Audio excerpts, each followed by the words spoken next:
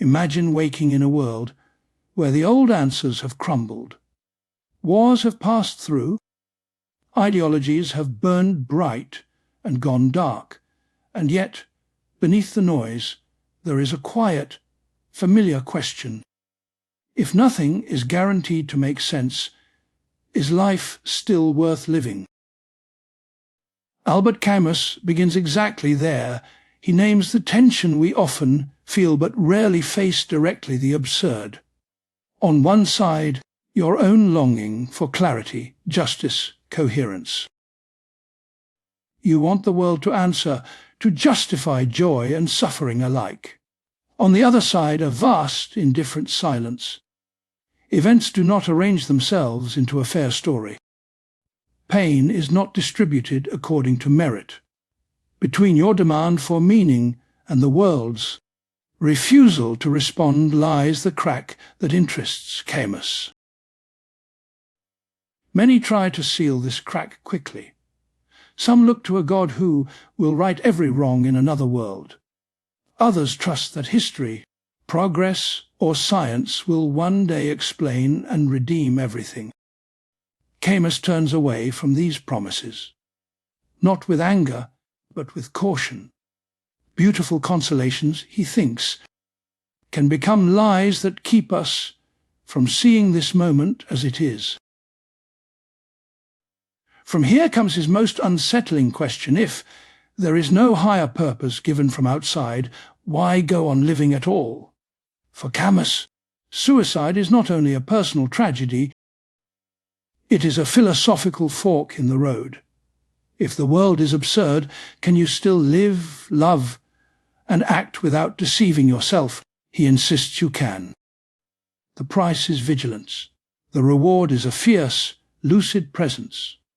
This is the meaning of his image of Sisyphus, endlessly pushing his rock, a human being who, stripped of illusions, still finds a form of happiness. Without appeal, grounded only in the act of living itself. But Camus does not stop at the solitary figure on the hillside. Out of this confrontation grows a new word, revolt. I rebel, therefore we are. In that movement from I to we, an ethics appears.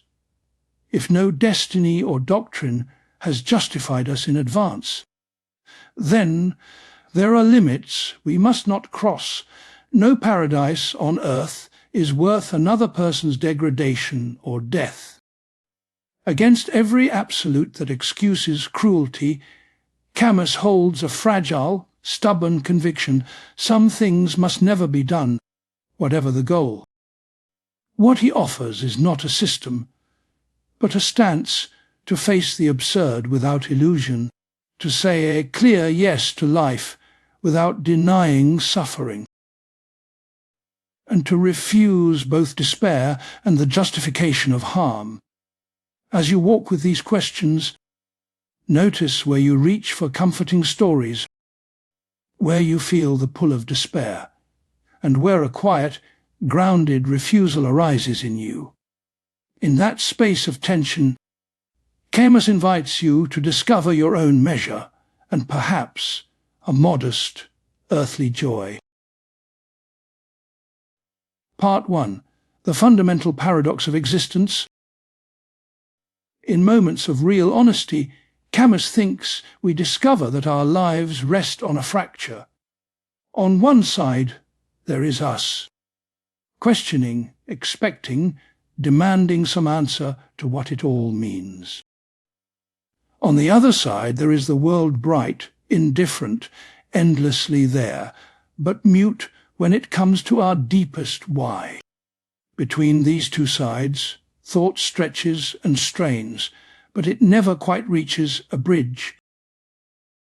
Camus gives a simple name to this fracture, the absurd, not as a clever idea, but as a basic experience. We wake up one day and notice that our habits no longer explain themselves. The job we go to, the people we see, the roles we play, none of them feel guaranteed. The world is still familiar in its details, but something in the background has shifted. A gap has opened between what we expect of existence and what it can give.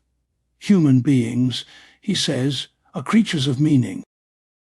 We cannot help wanting our lives to add up to something. We want our joys and sorrows to form a story with a point.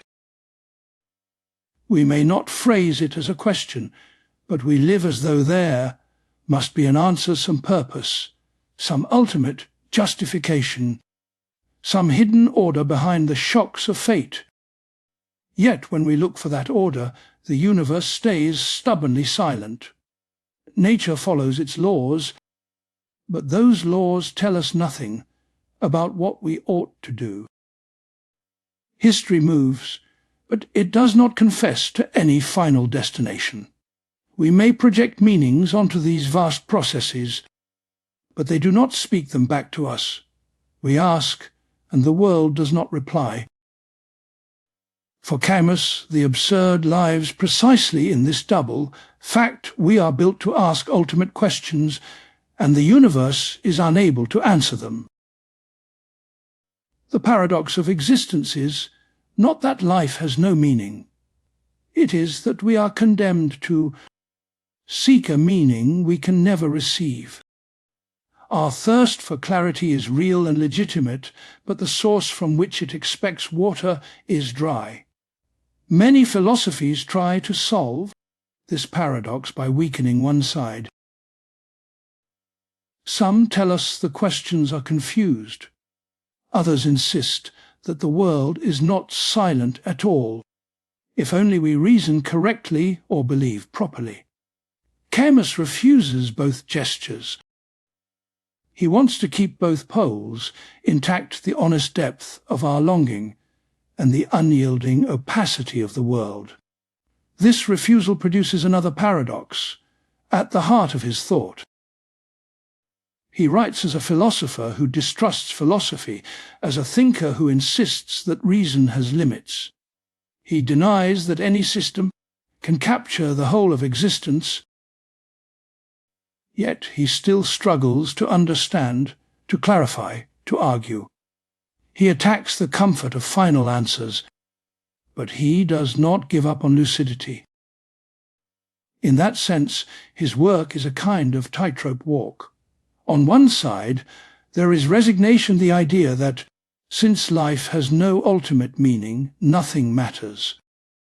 On the other side, there is consolation, the move to invent, or import meanings that smooth over the fracture. Camus wants to keep his footing between these extremes, to see the absurdity clearly, without either surrendering to despair or escaping into illusion. The image of Sisyphus embodies this fundamental paradox. A man condemned to roll a stone up a mountain, only to watch it fall back again and again. There is no progress here, no final success, no secret purpose that redeems the effort.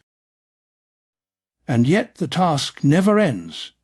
The rock must still be pushed. The body still leans into the slope. The muscles still strain. We recognize ourselves in this figure.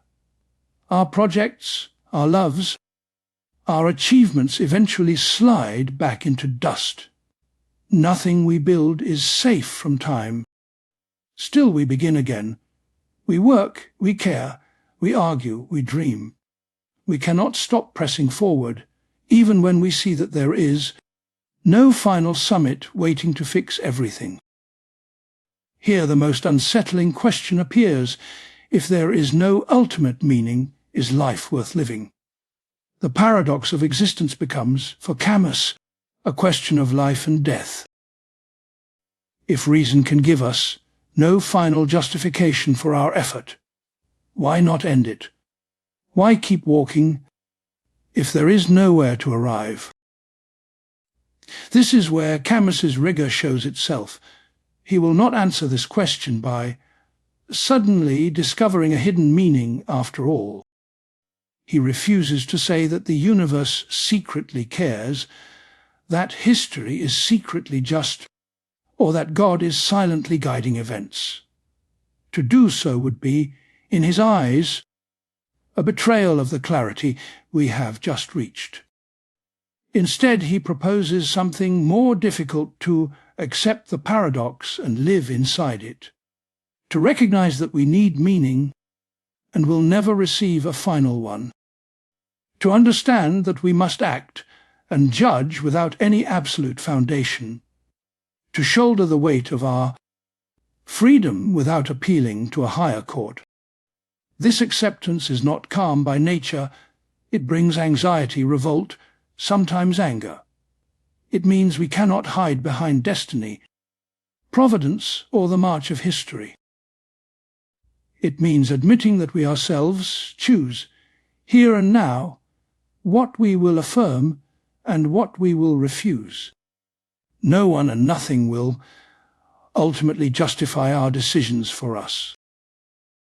Camus does not present this as a conclusion reached once and for all.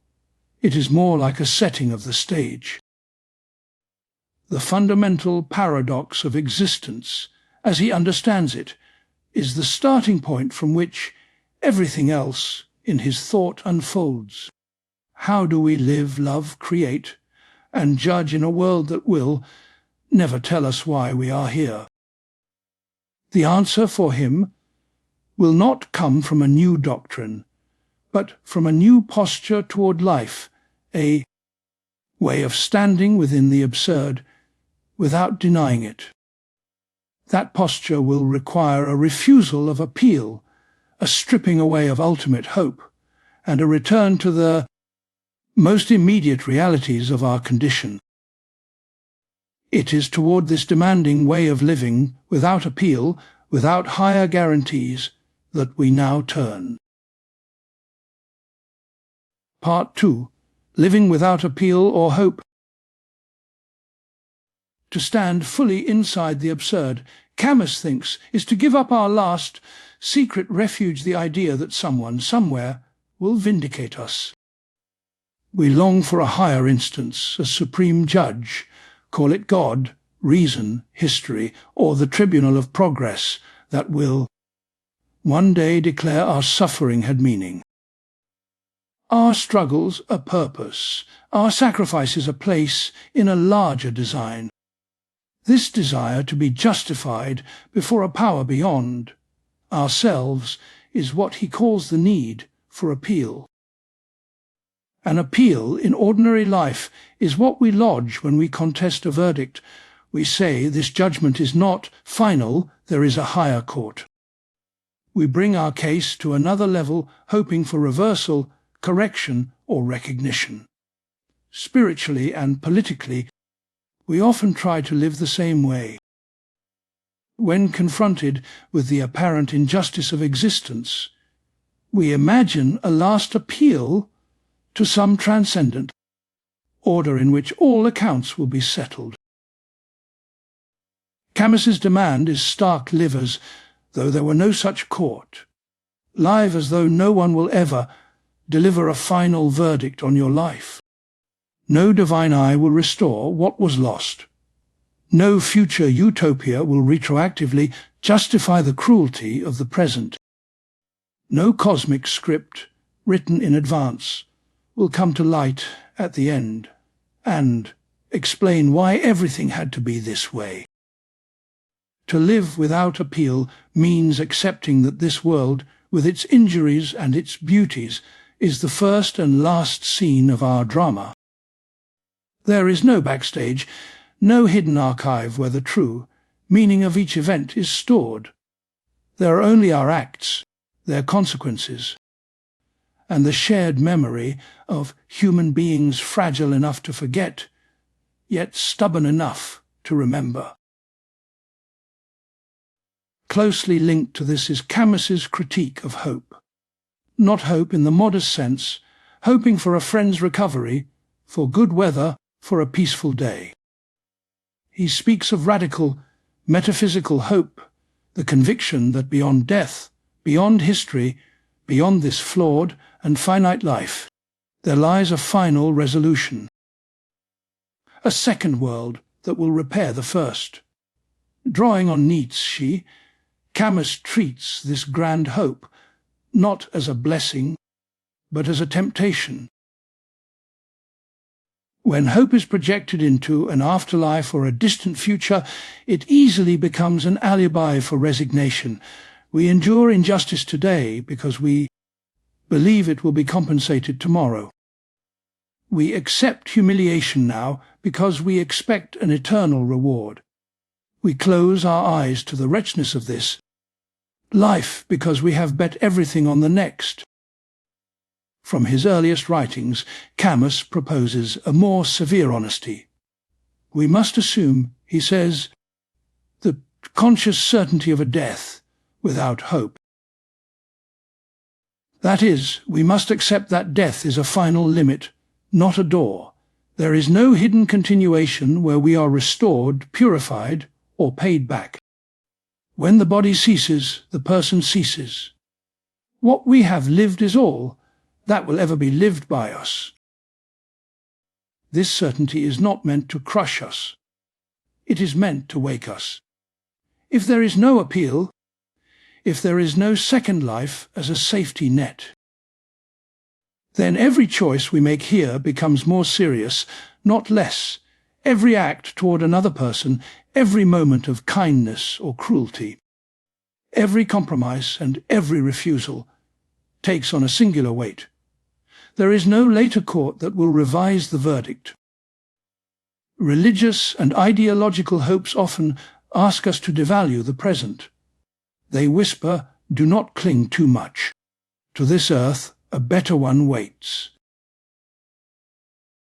Do not protest too loudly at today's suffering. It is a necessary step toward a greater good. Camus sees in this logic a subtle contempt for our actual lives and bodies. To promise everything later is, in practice, to accept that the real, breathing person in front of us can be sacrificed. Living without appeal or metaphysical hope breaks this spell.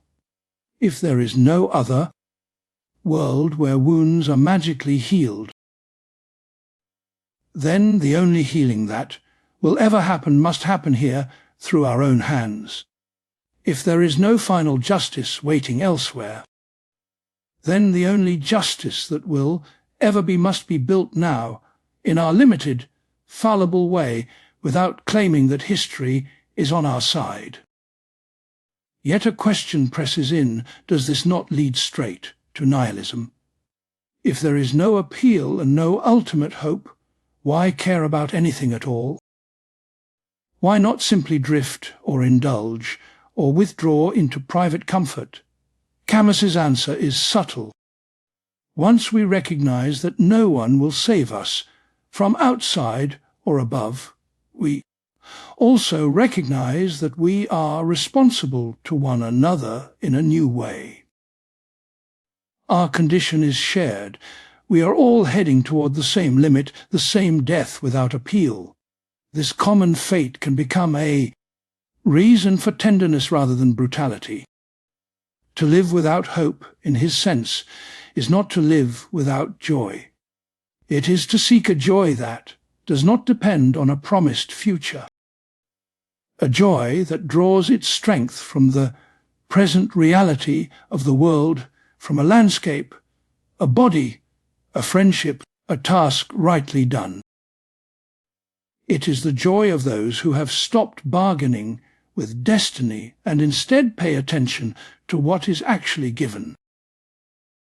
Without the distraction of ultimate appeals, we can turn our gaze more steadily to what Camus calls my present wealth, the simple yet profound goods that are already here. The warmth of sunlight on skin, the trust in a shared glance, the calm of a room where one can rest. None of these are guaranteed, and none are eternal. Precisely for that reason they are precious. Of course, this posture is not achieved once and for all. The temptation to appeal returns whenever life becomes harder than we feel we can bear. The temptation to hope for a final escape resurfaces. Whenever we face guilt we cannot fully repair, or losses we cannot reverse.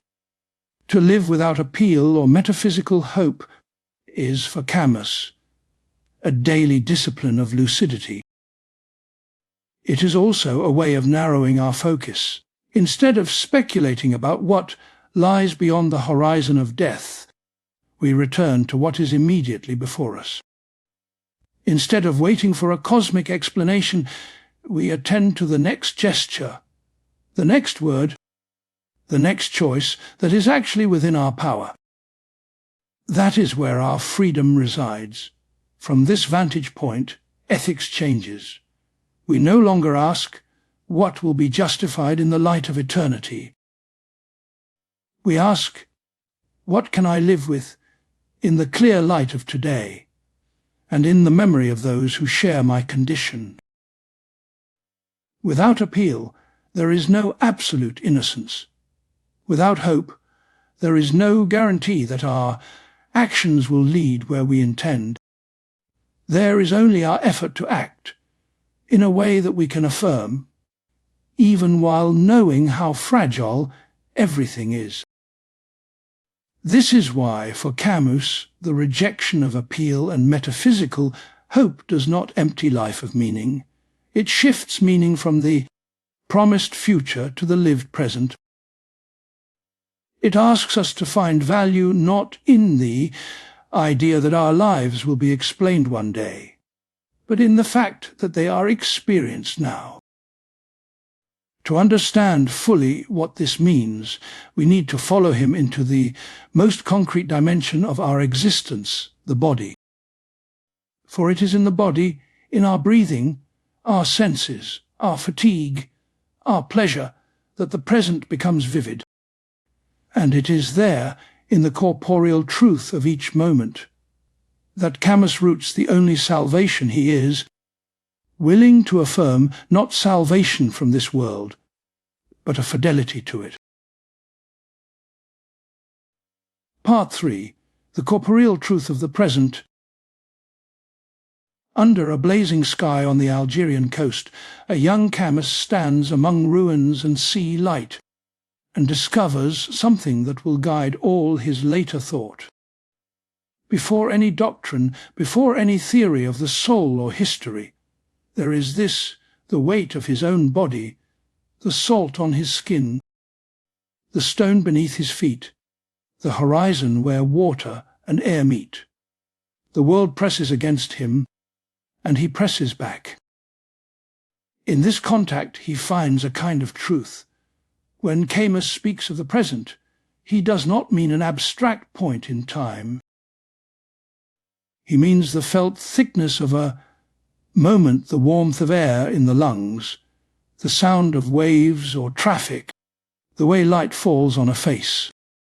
He asks us to notice how much of our lives passes without being lived because our attention is elsewhere, projected into a future reward, or absorbed by a distant, imagined realm. Against this tendency, he affirms what we might call the corporeal truth of the present. It is the truth that can be touched, smelled, tasted, and seen, the truths. The hand can touch, as he once wrote, not because the senses are infallible, but because they are honest. They return us again and again to the only place where life is actually happening here. For Camus, the body is not an obstacle to spirituality or thought. It is their starting point. We are not pure minds who just happen to inhabit flesh for a while. We are beings whose every idea and every emotion is rooted in a breathing, vulnerable, finite organism. To ignore this is to drift into fantasies that float above the ground, uncorrected by what hunger, fatigue, and desire know. This emphasis on the body is not a call to crude hedonism. Camus is not recommending that we chase pleasure blindly. Rather, he suggests that any philosophy worthy of human beings must begin from the acceptance of our mortal, physical condition. We are born without our consent. We will die, often without our agreement. Between these two limits, everything that matters happens through a body. In his early lyrical essays, he describes the joy of giving oneself over to a landscape, the sea, the sun, the ruins at Tipasa, not as an escape from death, but as a way of encountering it without lies. The harsh brilliance of the Mediterranean is not comforting.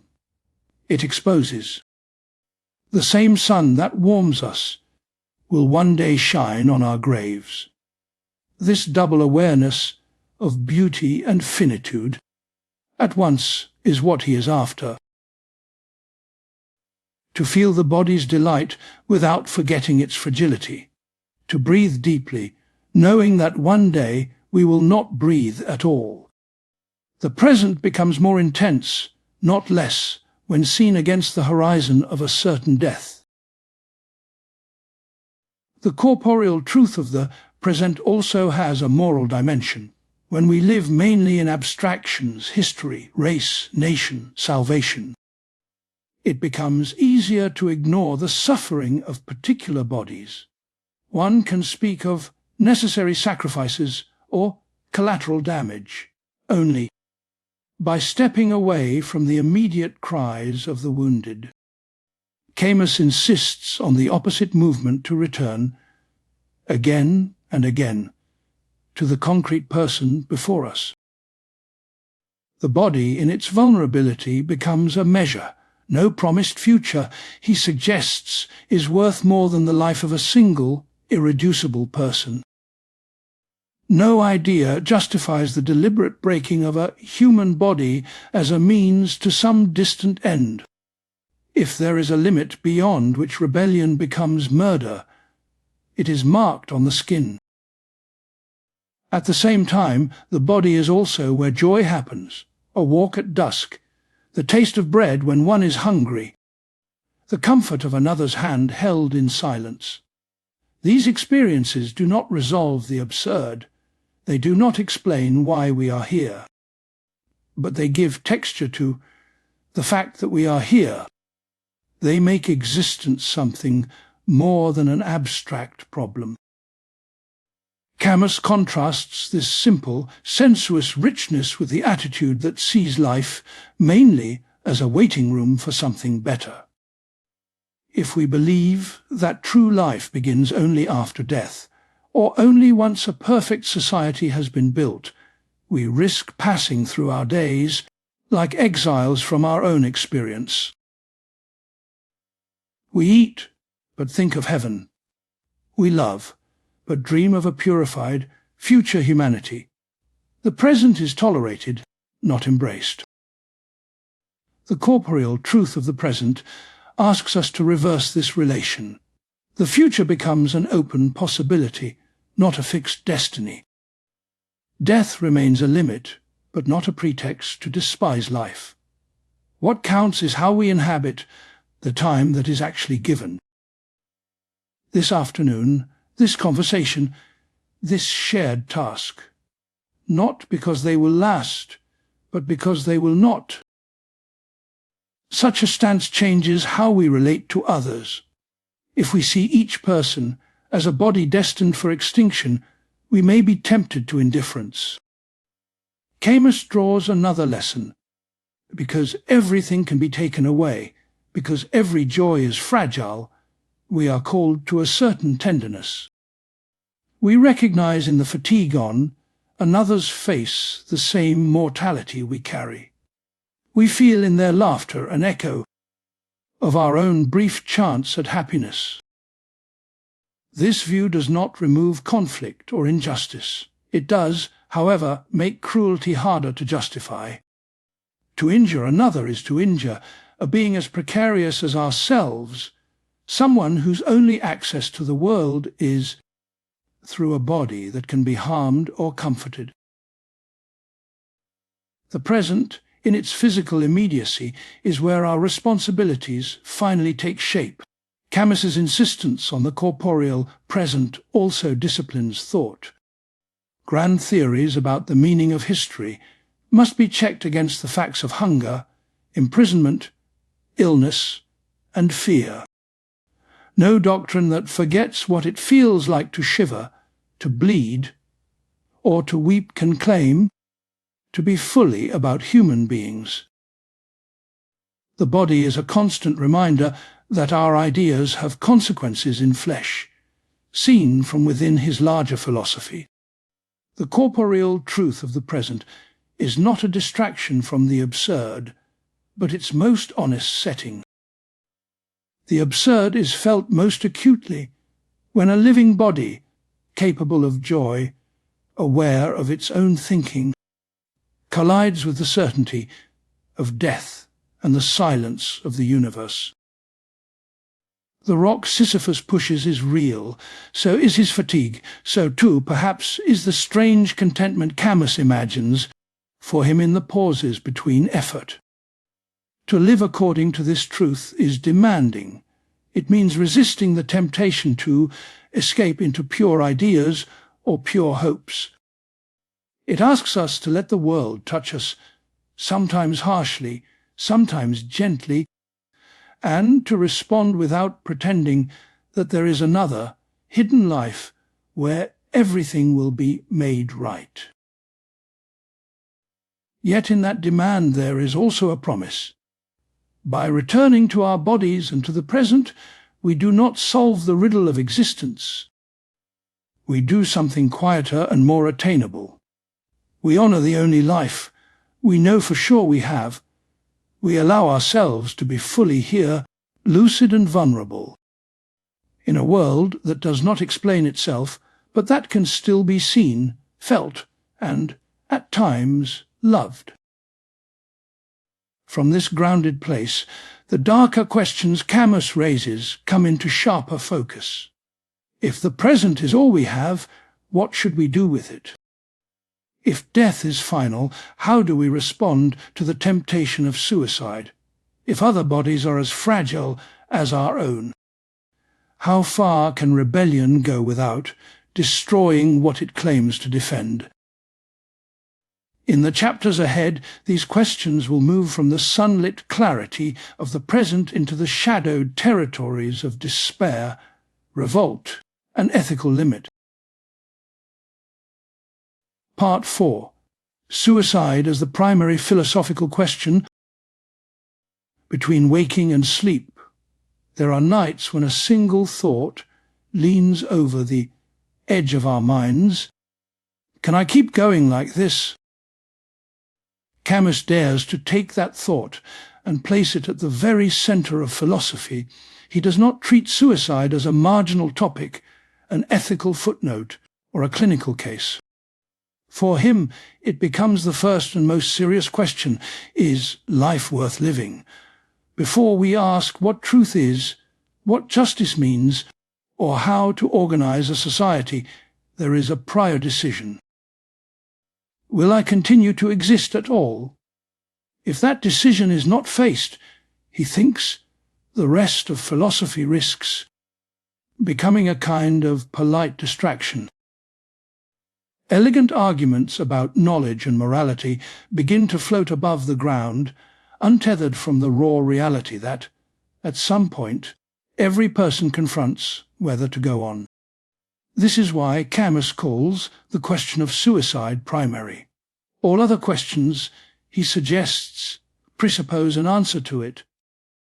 If you get out of bed, if you go to work, if you stay with your partner, if you choose not to step off the edge, then, whether you have said it aloud or not, you have already answered. For now, life is worth continuing. The act precedes the argument. Camus's move is unsettling because it drags philosophy away from safe distances. To ask, in the abstract, what is the meaning of life is one thing. To ask, should I end my life, is something entirely different. One question can be postponed indefinitely. The other eventually demands a response in the most concrete form possible in what we do or refuse to do with our own body. Before going further, it matters to say this plainly. When we speak about suicide here, we are speaking philosophically through Camus's lens. But suicide is not only an idea, it is a grave and painful reality. If you find yourself drawn to this question in a personal way, the most important step is not an argument, but reaching out. Reach out to a friend, a therapist, a helpline in your country. Camus himself, for all his severity, is ultimately a thinker of life, not of death. His work turns, again and again, toward the possibility of living on, even in the absence of ultimate meaning. For Camus, suicide appears as a response to a deeper wound, the experience of the absurd. We ask the world for clarity, and the world remains silent. We build routines that make our days feel natural. Get up, commute, work, eat, sleep, repeat. Most of the time, these patterns carry us along without reflection. They feel obvious, almost necessary. But sometimes the texture of life shifts. The sequence no longer explains itself. You look around an office or at a bus stop, and suddenly everything seems strange. Why this? Why here? Why any of it? The gestures continue, but their meaning falls away. It is as if a painted backdrop has slid aside, revealing not a deeper stage, but an empty space behind it. This is what Camus calls the revelation of the absurd, the collision between a human being who longs for understanding and a world that offers no final answer.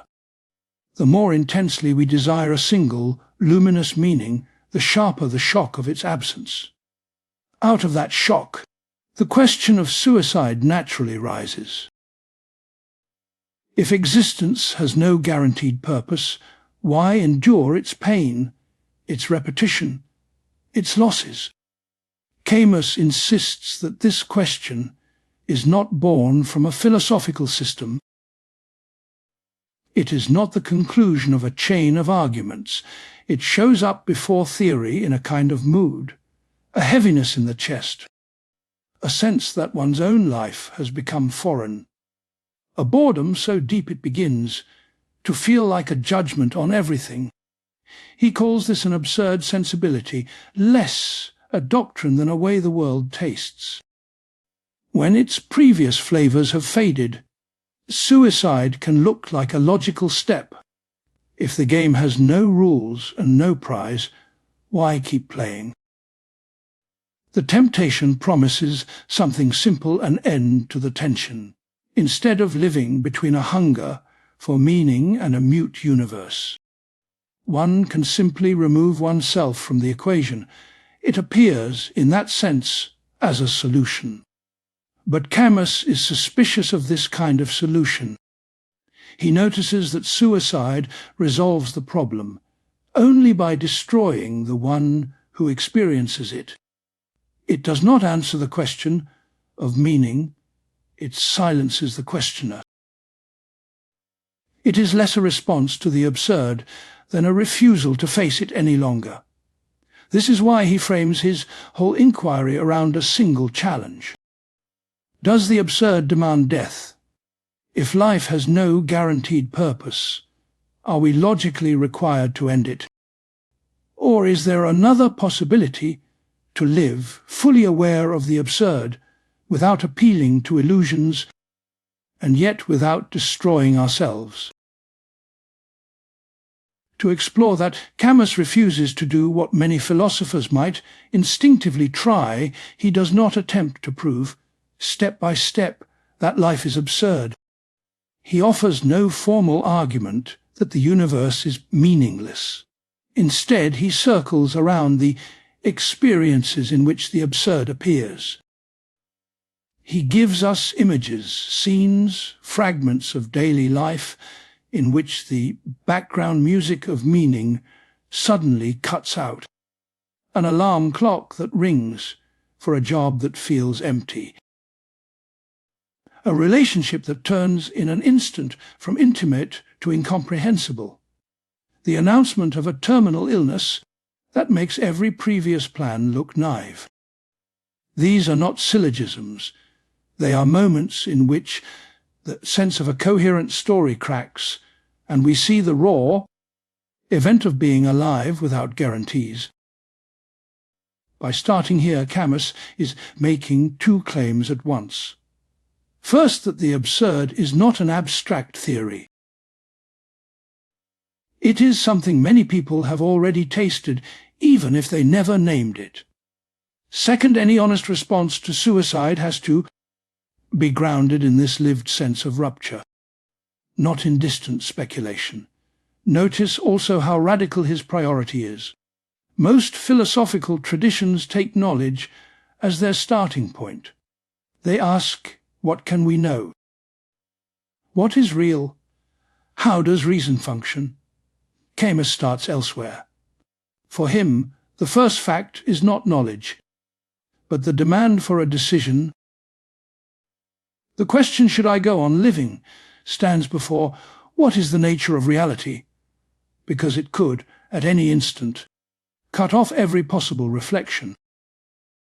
This reordering of questions also changes how we think about the value of philosophy itself. If the most serious problem is whether life is worth living, then philosophy cannot content itself with being merely clever or historically informed. Its worth must be measured, at least in part, by its impact on how a person faces their own existence. Does it push them toward denial, toward destructive hope, toward resignation? Or does it help them remain lucid in front of the absurd without collapsing? Camus believes that many grand systems of thought, for all their brilliance, ultimately fail this test. Some smuggle in a promise of hidden order, whether divine or historical. Others dismiss the question of meaning as badly posed and retreat into analysis of language or logic. Still others subtly glorify death, wrapping it in metaphysical dignity and turning it into a doorway to higher truth. Against all of these, Camus insists on staying with the harsh surface of things. There is no higher court of appeal, no final guarantee that our suffering will be redeemed, no cosmic explanation waiting behind the curtain. And yet he refuses to convert that absence into a command to die. On the contrary, he wants to explore the possibility of a life that is intensely awake, precisely because it expects nothing from the universe. To do that, he will need to examine both terms of the collision that produces the absurd. On one side, there is the human being with our craving for clarity, unity, and meaning. On the other side, there is the world as it appears, fragmented, opaque, indifferent. Suicide for him is what happens when this collision is felt with enough force that one sees no way to bear it. The rest of his journey will be an attempt to show that there is a way, not by softening the blow of the absurd, but by learning to live within its shock. The question, should I kill myself, will not be answered with a comforting story about another world, or with a dismissal of the problem as irrational. It will be answered, if at all, through a new style of life, a way of moving through time that accepts the lack of final meaning, and yet affirms the value of each passing moment. To glimpse how difficult this is, we have to turn to reason itself, for it is often through our most ambitious attempts to understand the world that we slam into what Camus calls the absurd walls. These are the invisible limits of what thought can explain, and the points where our need for total clarity shatters against an unresponsive universe. It is there, in the collapse of reason's empire, that the question of suicide becomes most pressing, and where Camus begins to sketch another response. Part 5. The collapse of reason and the absurd walls. Beneath careful explanations, our lives lean heavily on an unspoken trust that the world, at some level, makes sense. We organize facts, tell causal stories, learn to predict, measure, and control. We build sciences, philosophies, and everyday common sense. All of these rest on a quiet belief that reality is, in principle, intelligible. That if we work hard enough, think clearly enough, we can justify why things are as they are. For a long time, this trust can feel unshakable. We explain illnesses through medicine, storms through meteorology, social changes through economics and psychology. Our days unfold within a web of reasons. I am here because I chose this job, this person acts this way because of that past. History is moving in this direction because of these forces. Reason gives us a map, and moving through life with a map feels secure. Camus does not deny the power of this. He is not a romantic enemy of science, nor an advocate of chaos for its own sake. What he questions is something subtler. It's the leap from the modest successes of reason to a faith that reason can answer, or eventually will answer, every important question, especially the ultimate ones. At certain points, the map begins to blur. Explanation reaches a kind of horizon, a place beyond which the next, why no longer receives a satisfying answer. We can describe in detail the biological mechanisms of aging and death. We can track the chain of events that lead to a particular accident, a war, or a heartbreak. But when we ask, more fundamentally, why is there a world at all instead of nothing?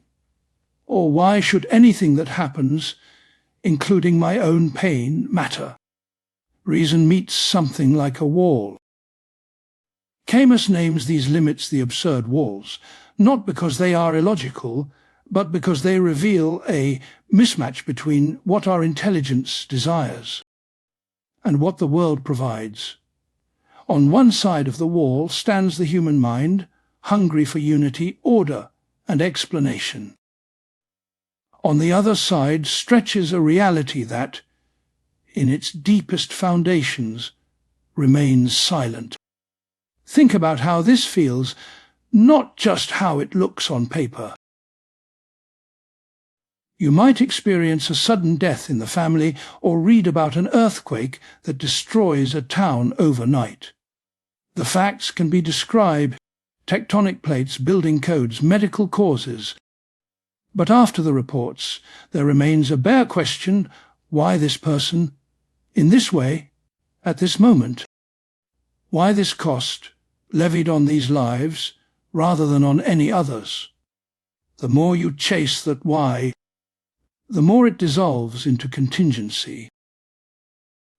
It is in this sense that reason collapses, not because it stops working in its proper domain, but because it cannot deliver the deeper thing we secretly asked of it, a world that feels justified.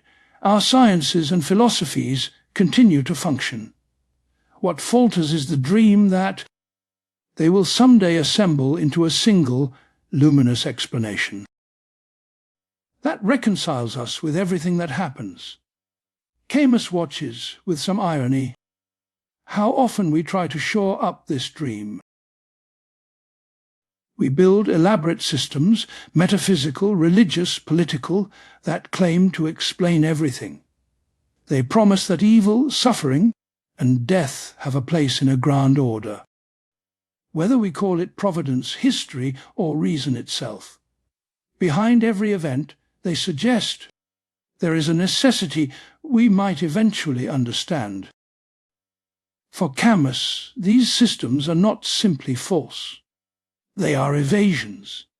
They use the vocabulary of reason in order to escape the encounter with its limits. Instead of accepting that there are questions which do not admit of final answers, they insert a hidden guarantee it all makes sense, somewhere, to someone, even if we cannot see it yet. The absurd walls are papered over with concepts, yet the experience of the wall returns. Sometimes it takes the form of boredom, so dense that every project feels equally arbitrary. Sometimes it appears as horror at an injustice that no appeal to progress can justify. Sometimes it arrives in the quiet awareness that, no matter how well informed we are, the fact of our own death cannot be reasoned away. In those moments, the collapse of reason is not a dramatic event. It is more like an erosion. Explanations still operate, but they lose their consoling warmth. They become technical rather than existential. They tell us how, but no longer persuade us about why. Camus wants us to stay with that discomfort, to resist the temptation to simply build a new system, a new total theory. That once again pretends to tie everything together. He is not asking us to abandon reason, but to strip it of its consoling ambitions. Reason, in his view, is a precise tool, not a saviour. A tool has limits. A map is helpful, but it is not the territory. It cannot capture every contour, every moment of weather, every fleeting expression on a stranger's face. In the same way, our concepts and models help us navigate. But they do not exhaust the richness and strangeness of what is. The absurd appears when we mistake the map for the world, and then discover, with shock, that large regions of experience lie outside its borders. We run to the edge of our understanding, and find not a final clarity, but a kind of drop into opacity. That drop is what Camus calls the absurd wall. At this point, two broad responses suggest themselves. One is to recoil and build higher, more comprehensive systems. This is the path of those who cannot bear the thought that reality might be fundamentally indifferent to our need for meaning. They promise a final synthesis through dialectics, through theology, through some philosophical master concept that will reconcile all contradictions. The other response, closer to Camus's own, is to accept the wall as an honest fact about our condition. We do not know everything. More deeply, we cannot know in the way we wish. We cannot occupy an all-seeing position outside the world, from which its every feature would appear necessary and justified. We are inside it, finite, caught in time, attached to particular bodies and stories. Our knowledge is always partial, always fragile. To accept this is not to sink into relativism or to give up on understanding. It is to give up on total understanding. It is to let go of the fantasy that one more theory, one more discovery, will dissolve the basic tension between our longing for unity and the world's resistance to it. The collapse of reason's empire, then, is not the end of thought. It is a clearing. When we stop demanding that the world justify itself to us, our questions can become humbler and, in a way, more honest. We can ask, given that I will never have the whole picture, how should I live within this fragment? Given that I cannot know the ultimate reason for anything, how can I act without pretending to possess such a reason? Here the connection to suicide becomes clearer. If we believe that reason could someday deliver a complete justification of existence, we might be willing to endure any amount of present suffering for the sake of that future revelation. Conversely, if we believe that reason has already proved life to be meaningless, we might see no grounds to continue. Camus rejects both beliefs. Reason, he thinks, proves neither a hidden cosmic order nor a final cosmic absurdity. It leads us instead to a stalemate. We desire ultimate clarity, and we cannot have it. The wall remains. The question of whether to live arises within that stalemate, and no argument can settle it once and for all. What remains after this collapse is a strange kind of freedom. No system will save us, but no system can honestly condemn us either. We are not obliged by any metaphysical verdict to despair. We stand instead before a world that is ungrounded and open, and before a life whose value cannot be guaranteed from outside. To live here lucidly is demanding. It means refusing the comfort of final explanations, while also refusing the resignation that would turn the absurd wall into a prison. It means recognizing that our desire for unity is real and deep, and that the world does not bend to satisfy it. It is precisely this desire, this nostalgia for a single, coherent whole, that Camus turns to next. For beyond the collapse of reason lies something even more intimate, the ache for unity itself, the longing to feel that everything, at last, fits together. That ache shapes what we know, how we hope, and how we risk betraying the truth of our own condition. Part 6. Nostalgia for unity and the limits of knowledge. Within each of us, there is a quiet pull toward wholeness. We want our lives to form a story, not just a series of unrelated scenes. We want the world to be more than scattered facts. We want it to hang together, to amount to something. This desire can take many forms: religious faith, political commitment, devotion to an ideal of progress, but beneath them all lies a shared impulse, the longing for unity. Camus calls this longing a nostalgia, not because it is childish, but because it feels like a homesickness, for a place we have never actually inhabited. We yearn for a universe in which everything, from the smallest pain to the largest catastrophe, fits into a single, intelligible pattern. A universe where nothing is ultimately absurd. From an early age, many of us are given images of such unity: a benevolent God who sees and orders all, a moral law that runs through nature and history like a hidden current, a grand arc of progress that bends inevitably toward justice.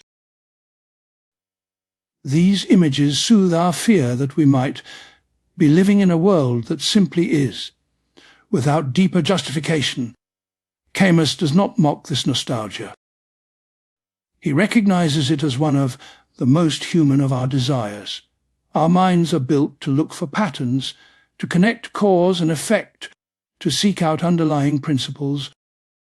It is natural that we extend this drive outward, hoping to find, or construct, a single principle that explains everything.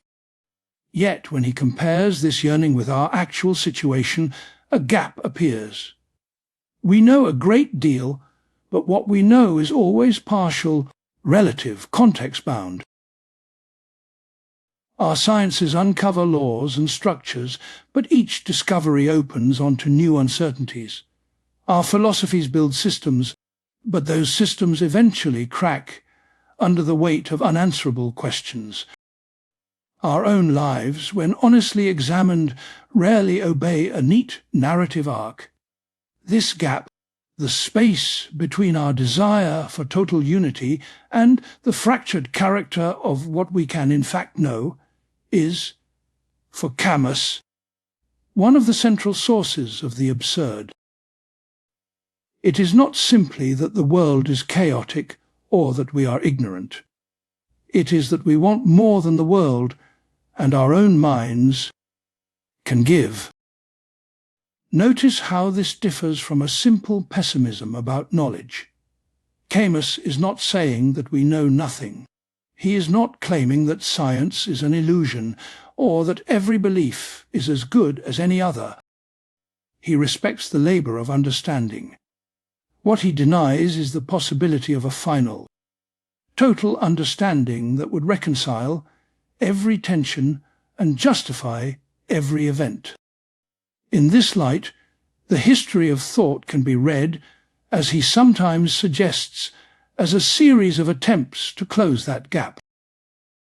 One system posits an eternal realm of forms behind appearances. Another insists that historical dialectic will synthesize all contradictions.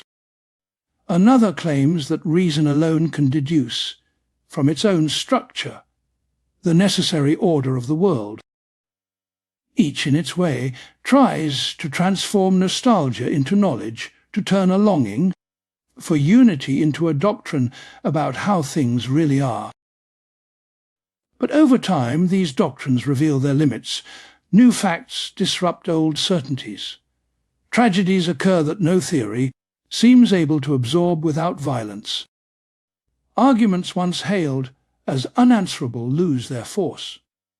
And beneath the technical disputes, the basic human condition remains: we live, we suffer, we love, we age, we die.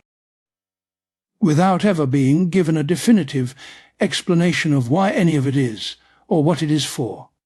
Camus sees, in this pattern, a kind of ongoing disappointment. The mind reaches out for unity, grasps a concept, a system, an ideology, and then discovers that reality spills over its edges.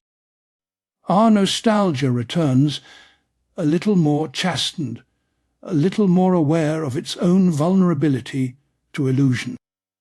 If one cannot bear this, there are two familiar exits.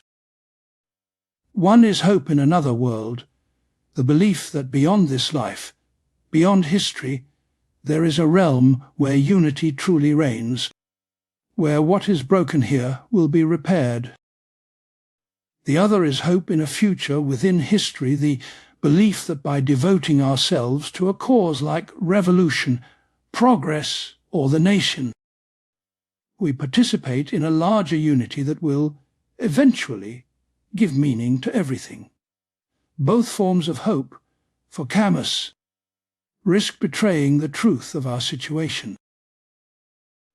They take a genuine longing and convert it into a story that goes beyond what we can honestly know. They cross a line from acknowledging our desire for unity to asserting that unity, in some invisible dimension, already exists and will one day reveal itself. Here the limits of knowledge become an ethical matter as well as an intellectual one. To claim certainty where only longing exists is, in Camus's eyes, a kind of treason against lucidity. It may comfort us, but it does so by covering over the very tension that defines our condition. It tells us we are at home in a universe that, in truth, remains strangely foreign. At the same time, he resists the opposite extreme, a proud denial of any meaning whatsoever. To say the world is absolutely meaningless with the same dogmatic confidence as others say the world is perfectly ordered is another overreach. It pretends to a godlike view from nowhere, a certainty about the whole that no finite being actually has. The limits of knowledge rightly understood, cut both ways. We cannot honestly claim to know that all is redeemed. We also cannot honestly claim to know that nothing, anywhere, ever has meaning. We inhabit a middle space, a world that often appears indifferent to our hopes, and a consciousness that cannot stop seeking patterns, reasons and values. Living within that middle space is uncomfortable. Nostalgia keeps tugging. We feel the temptation to end the tension by a leap into faith, into ideology, into despair. Camus's wager is that it is possible, and even noble, to refuse that leap. To acknowledge with full seriousness that our desire for unity will never be entirely satisfied, and yet to go on thinking, acting, and even rejoicing. This refusal reshapes how we understand both knowledge and meaning. Knowledge becomes a matter of honest, limited inquiry rather than a march toward total explanation. We learn what we can, where we are, about the particular fields we inhabit, while accepting that the ultimate why of existence lies beyond our grasp. Meaning, in turn, ceases to be an all or nothing property stamped onto the universe from the outside. It emerges in the ways we live and relate within an unguaranteed world. A friendship, a piece of music, an act of courage, a moment of shared laughter, all of these can be deeply meaningful without belonging to a pre-given cosmic plan. To accept the limits of knowledge is thus not to shrink life, it is to relocate its stakes. Instead of dreaming of a final unity that will one day justify everything, we attend to the fragile, local unities we can actually create.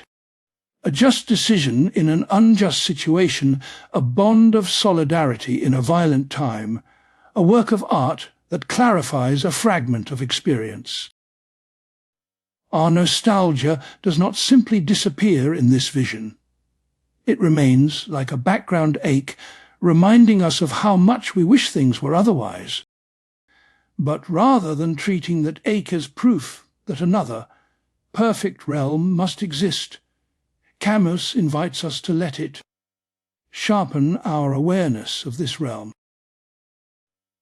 The absence of ultimate guarantees can make the smallest acts of care, the simplest gestures of kindness or integrity, stand out more starkly against the indifferent backdrop of the world. In this way, the limits of knowledge and the longing for unity do not cancel each other. They form the tension in which Camus's entire ethics and politics will unfold.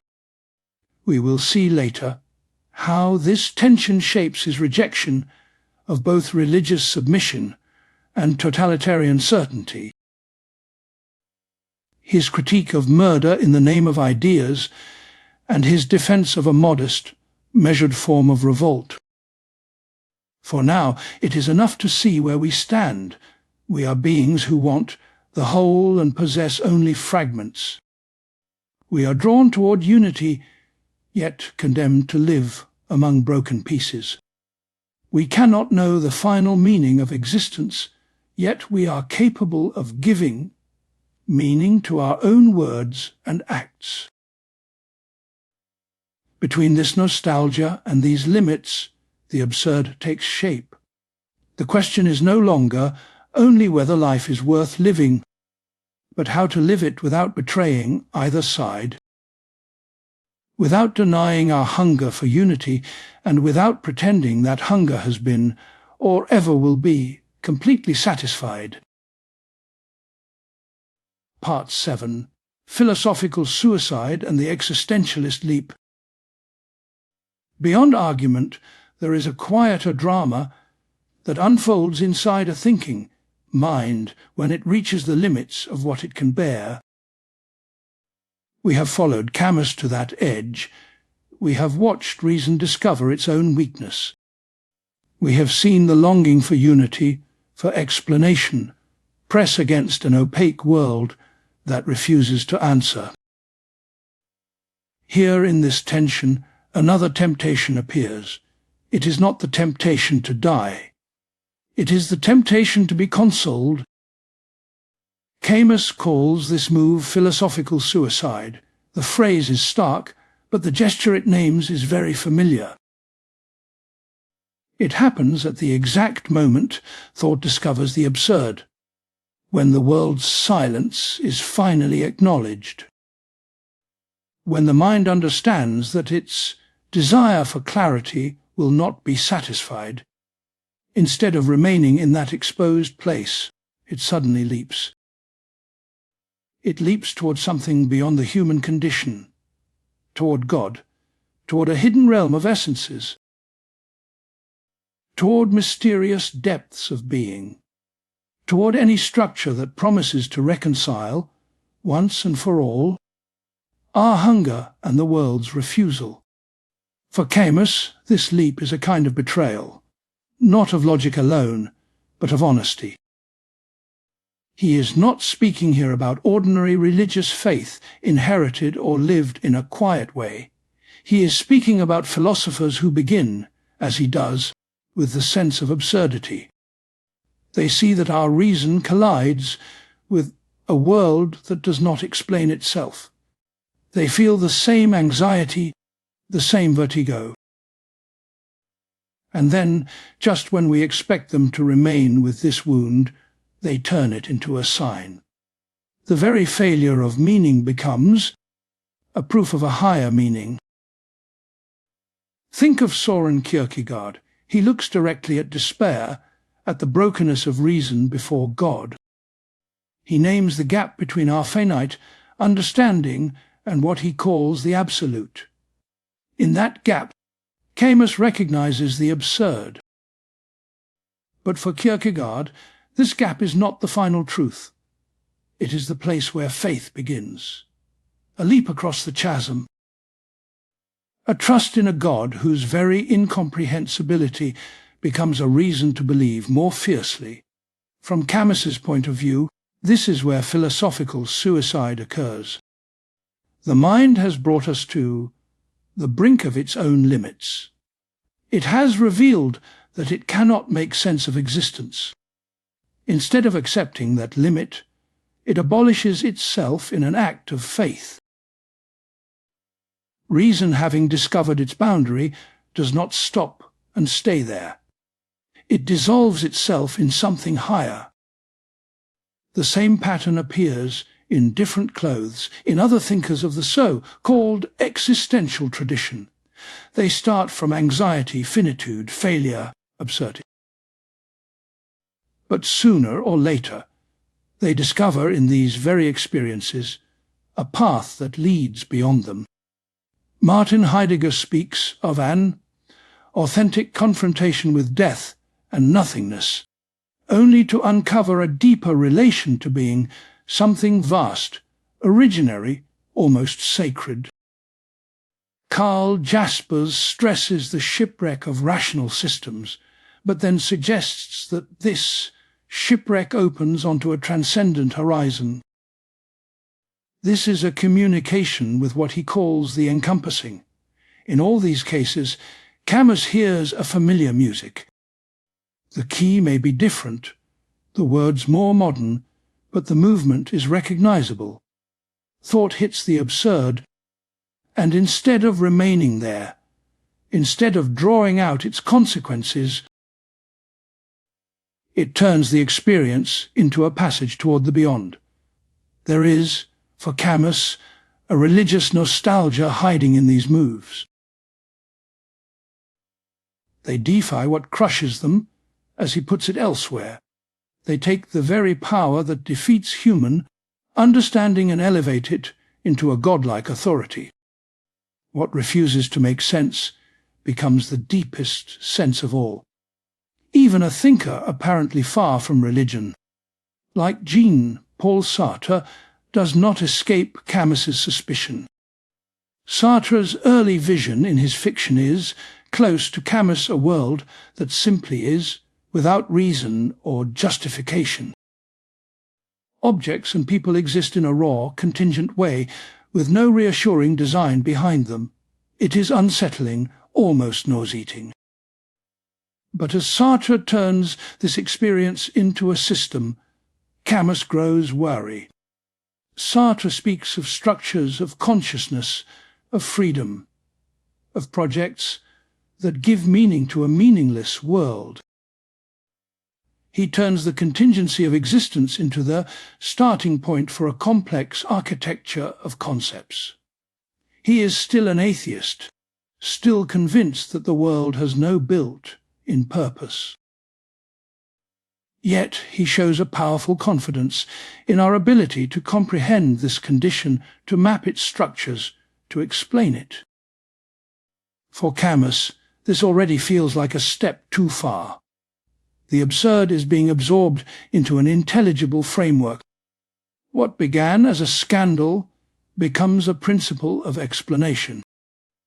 The original shock is smoothed out into theory. Camus's own stance is harsher. For him, absurdity is not a deep property of being that we can describe and catalogue. It is a relation. It is what appears at the meeting point between a mind that longs for clarity and a world that keeps its secret. It is born from the clash between our questions and the world's silence. Seen this way, the absurd is not something we can overcome by architecture of thought. It is not a stage we pass through on the way to a higher synthesis. It is the permanent backdrop of the human condition. Here is where the idea of philosophical suicide becomes clearer.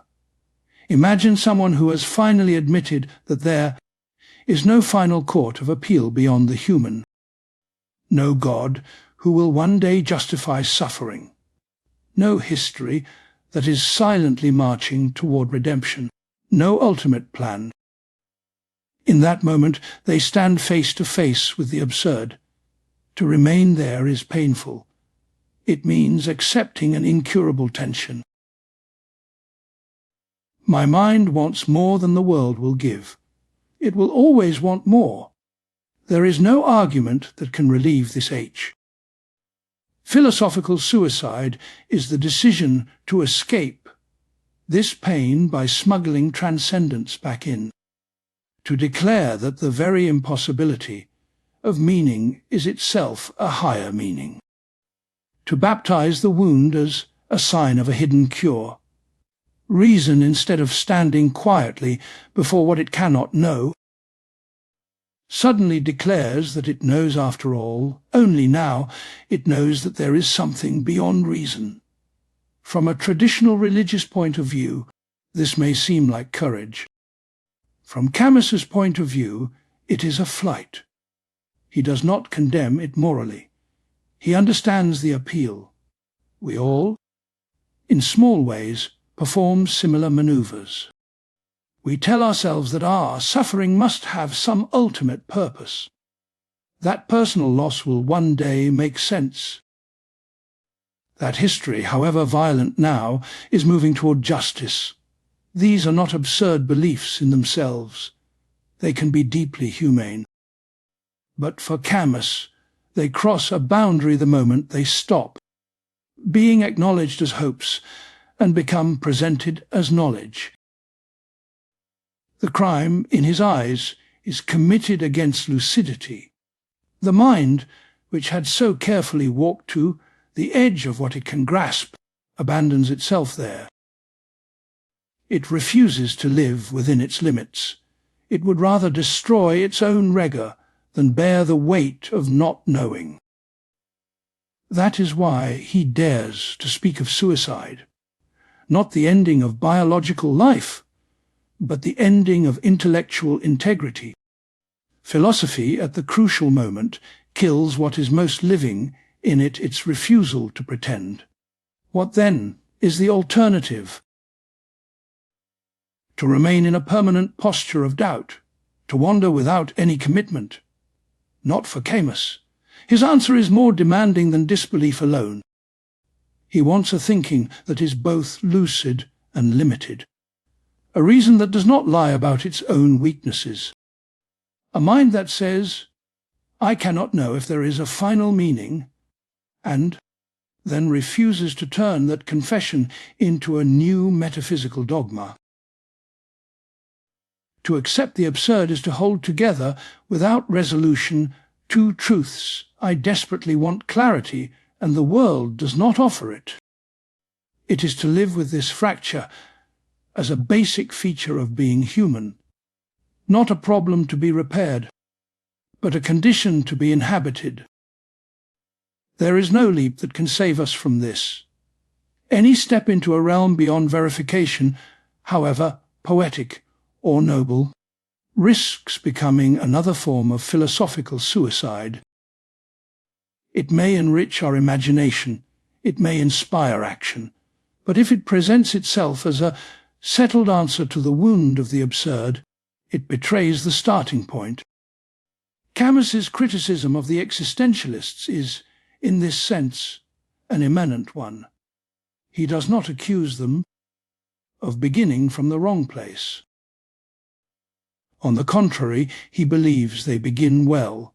They look honestly at anxiety, finitude, abandonment. They register the experience of absurdity with rare intensity. Then, in his view, they pull back. They reverse their own movement. Starting from the world's lack of final meaning, they end up rediscovering meaning in that very lack. Starting from breakdown, they find in it a higher breakthrough. For Camus, that is a refusal to accept the full implications of their insight. His own path is lonelier. It does not promise deeper reconciliation. It offers no secret passage through despair. It simply asks us not to hide. To choose this path is not to be superior to believers or to more systematic thinkers. It is to adopt a certain style of honesty, to say, I will go as far as clear thinking takes me. When it stops, I will not jump. I will stay where I am, even if that means living without answers. This may sound stark in the abstract, but for Camus it has a concrete human meaning. To renounce the leap is to commit ourselves more fully to this world, not less. If there is no higher tribunal, then the value of this moment, this body, this face in front of me, grows heavier, not lighter. The only horizon of justice is the fragile one we build together. The only joy available is the joy that must coexist with mortality. In this sense, refusing philosophical suicide is not an act of coldness. It is an act of fidelity to the human scale. Still a question lingers: how do we live day to day under such a demand? How do we embody this lucidity without being paralyzed by it? How can a life with no appeal still feel worth carrying? Camus answers, not with a new theory, but with an image. A man, a mountain, a stone that always falls. To understand what it means to reject the leap, to refuse philosophical suicide, we have to follow Sisyphus on his eternal path and watch how, from inside the most futile labour imaginable, a strange form of freedom begins to appear. Part 8. Sisyphus and the Eternal Struggle. At twilight, an old story comes into focus. A man, bent with effort, shoulders pressed into a rough stone, a steep mountainside, barren and bright. The gods have condemned him to a single task: roll the rock to the summit.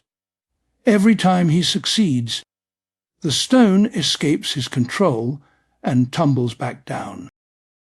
His sentence is not just hard labour, it is repetition without end. This is Sisyphus, the trickster king of Greek myth, punished for his cunning and his defiance. For the gods, The cruelty lies in the pointlessness of his work. There is no accomplishment here. No finished monument, no field cleared or wall raised. Only an endless cycle of ascent and collapse. Camus chooses Sisyphus as the central figure for his reflection on the absurd, not because he finds the myth exotic or distant, but because he hears in it something painfully familiar. The rock, the mountain, the descent, these are not just images from an ancient tale. They are metaphors for our own days. Think of how much of our lives follows a similar rhythm. We get up, we commute, we work, we return home, we sleep. The next morning, the same motions begin again. Problems solved at great cost resurface. Efforts that seemed decisive lose their force.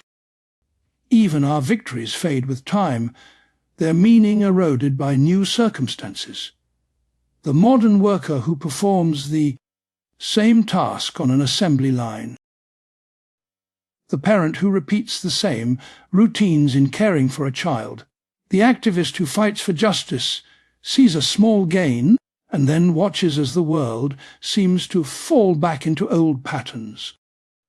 In each case, a kind of invisible rock is being pushed up an invisible hill. On the surface, this can feel like a quiet form of torture.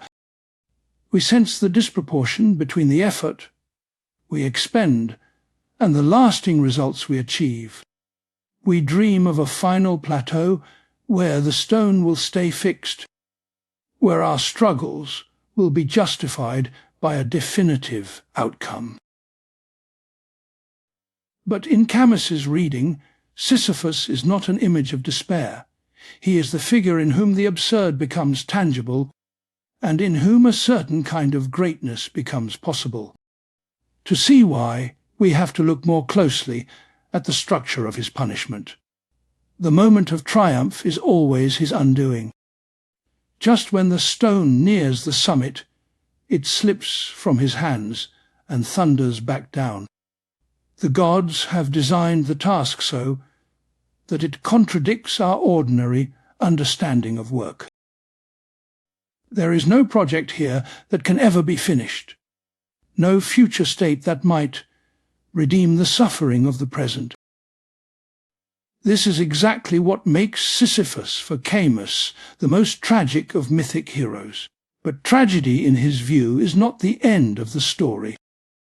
It is also the condition for a particular kind of freedom. Where is that freedom found? Not in the climb itself.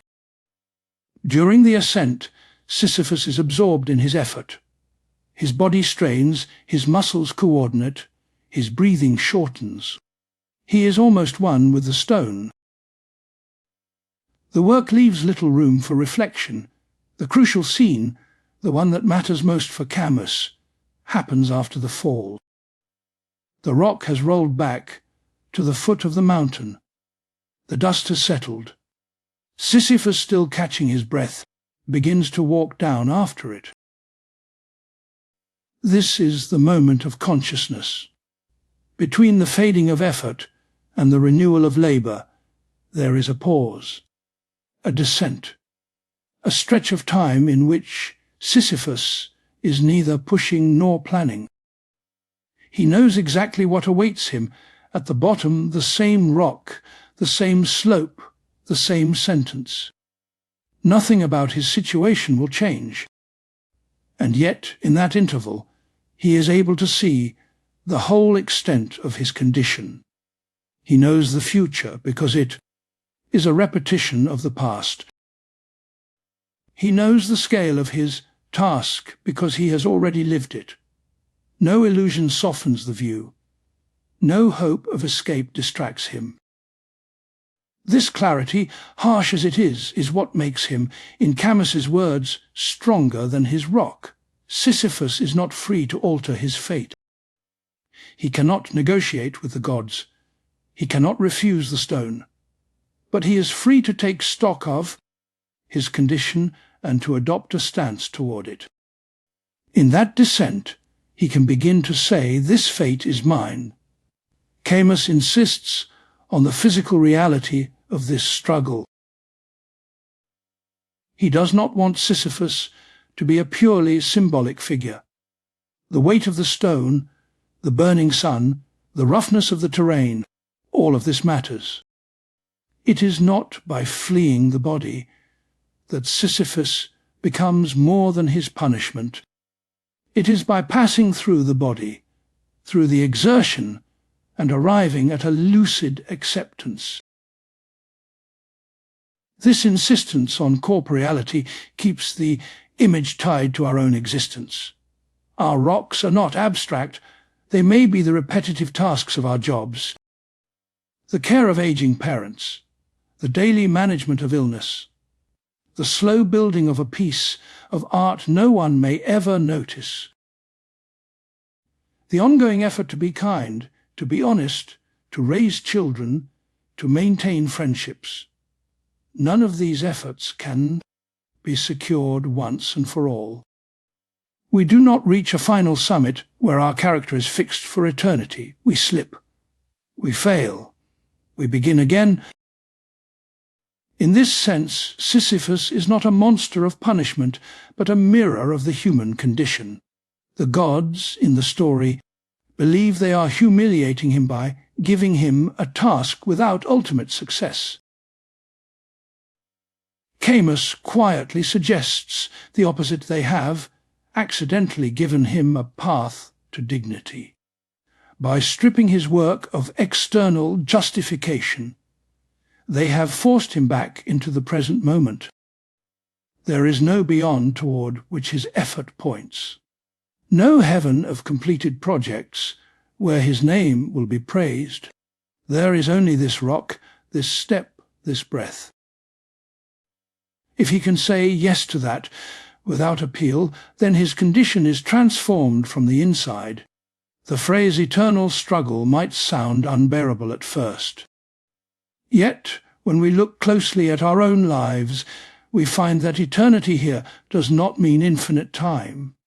It means structure, the structure of starting again, of knowing that whatever we achieve will not free us from effort. Even the most meaningful human endeavors share this pattern. Love does not reach a level at which it no longer needs care. Justice is not won once and for all. Health, understanding, peace of mind, all are fragile, all require renewal. If we insist that our struggles must lead to a final, lasting victory, we are condemned to disappointment. Our stone will always roll, back in one way or another. If, however, we accept that the value of the struggle lies in the struggle itself, a new possibility opens. Sisyphus in Camus's hands becomes an emblem of this acceptance. He is sometimes called the proletarian of the gods, a kind of cosmic worker at the mercy of higher powers. This image brings him closer to the countless people whose labor supports a world that rarely notices them. Yet even in that position of powerlessness, something remains his attitude, his inner refusal to bow. He can curse the gods. He can rage against the meaninglessness of his task. He can also, more quietly, decide that his punishment will not define him entirely, that there is a zone of sovereignty in how he takes each step, how he places his hands, how he prepares himself for the next ascent. This sovereignty does not erase his suffering. It does not make the task light. It simply introduces a distance between him and what is imposed on him. In that distance, Camus locates freedom. To say that Sisyphus is free, then, is not to claim that he is happy in a conventional sense, or that he has discovered a secret purpose in his labor. It is to say that he is no longer deceived. He no longer imagines that his effort will lead to reward. He knows it will not, and yet he continues. In following him up and down the mountain, we begin to feel what it might mean to live in similar clarity, to work, to love, to create, knowing that nothing we do will be safe from time, from loss, from forgetting, to persist anyway. The eternal struggle is not a curse we can lift. It is the shape of human action in a finite world. The question is whether we can inhabit that shape with open eyes. Camus believes we can. He believes that, like Sisyphus, we can reach a point at which the very recognition of our fate becomes a source of a strange, sober joy. Not the joy of accomplishment, but the joy of being fully awake within the limits that bind us. To understand this, we have to look more closely at what happens inside Sisyphus as he walks down the mountain. We have to listen to the thoughts that might arise in that hour of consciousness when the struggle pauses and the truth of his condition is most present. It is there, in that inner turning, that Camus locates something he calls a victory. A victory not over the gods, not over death, not over absurdity, but over the temptation to lie to oneself about any of these. That victory has a name in his vocabulary. He calls it tragic consciousness. Part 9. Tragic consciousness as victory. In tragedy, ancient audiences watched heroes collide with limits they could not escape, a prophecy fulfilled in the very attempt to avoid it. A flaw in character that brings about a fate long foreshadowed. What mattered was not just the catastrophe, but the way it was faced. The clarity or lack of it in the final moments. Camus inherits this tragic sensibility and reshapes it for a world without gods. For him, the essential tragedy is not a curse spoken by an oracle. It is the discovery that our longing for meaning, justice, and immortality will never be finally satisfied. We want more life than we can have, more clarity than the world will offer, more justice than history will ever bear. To see this is painful. To refuse to turn away from, it is what he calls tragic consciousness. When he imagines Sisyphus pausing on the slope, returning to his rock yet again, he does not picture a numb or oblivious man. On the contrary, Sisyphus's victory depends on his lucidity. He knows the whole extent of his wretched condition, as Camus writes elsewhere. He understands the futility of his labour better than anyone. If Sisyphus were ignorant of the pointlessness, if he imagined that more push might finally change things, he would be more the slave of his punishment. It is knowledge that makes his situation tragic rather than simply miserable. Tragic consciousness is this kind of knowledge lived to the end. It is not a distant intellectual insight held at arm's length. It is an awareness felt in the body, in time, in the daily rhythm of effort and fatigue. It is knowing that the stone will fall, and still placing your shoulder against it. Why should such awareness be called a victory? In ordinary language, victory means winning, overcoming, escaping. None of that happens here. The gods keep their power. The rock remains as heavy as ever. Death is not cancelled. History does not bend, in the last act, toward harmony.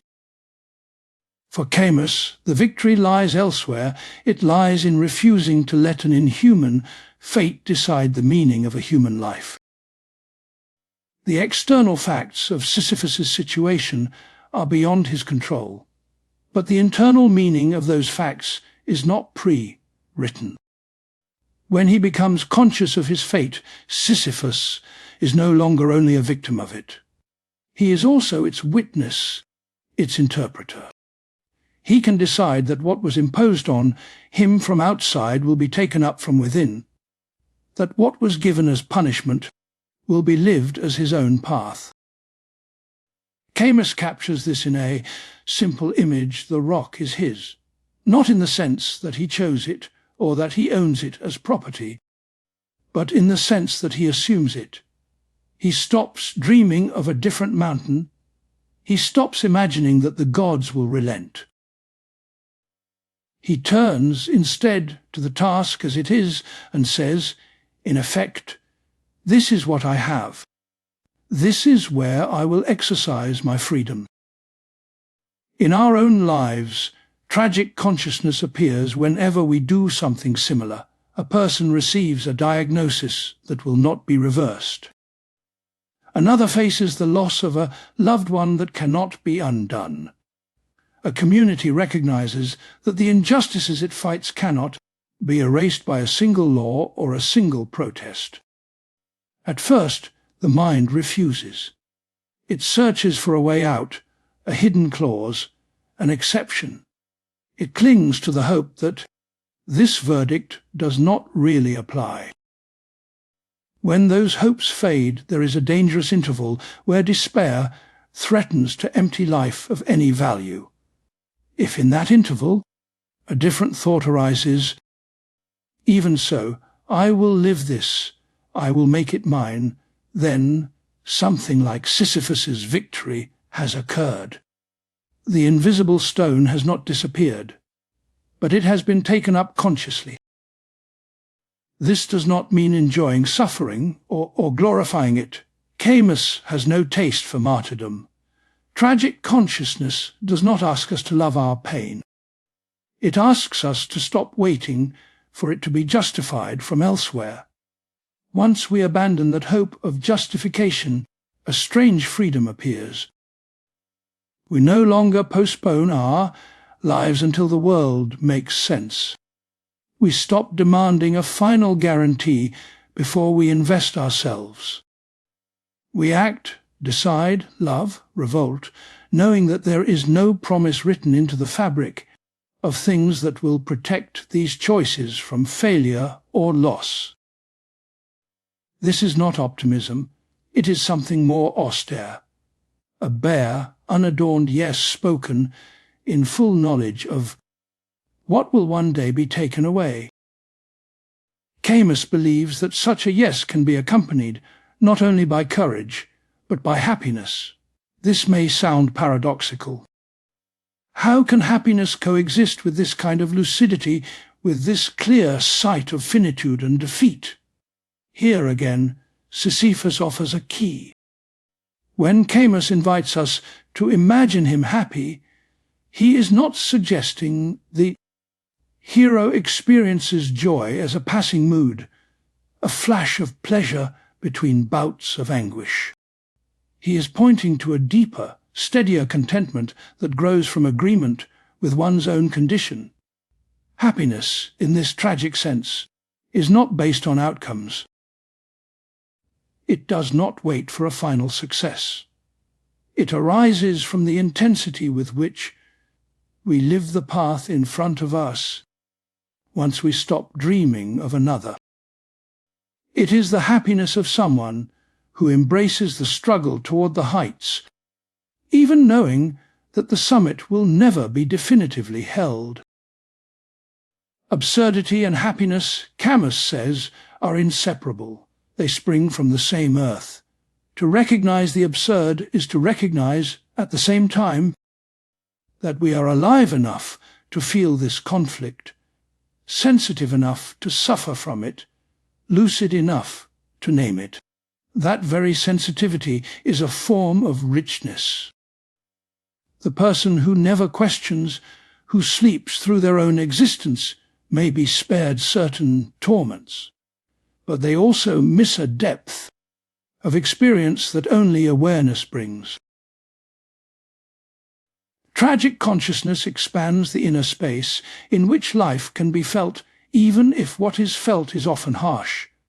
In his novel The Stranger, Camus gives this idea a different face. Meursault, the protagonist, lives for much of the book in a kind of emotional sleepwalking. He moves from event to event without much reflection or depth.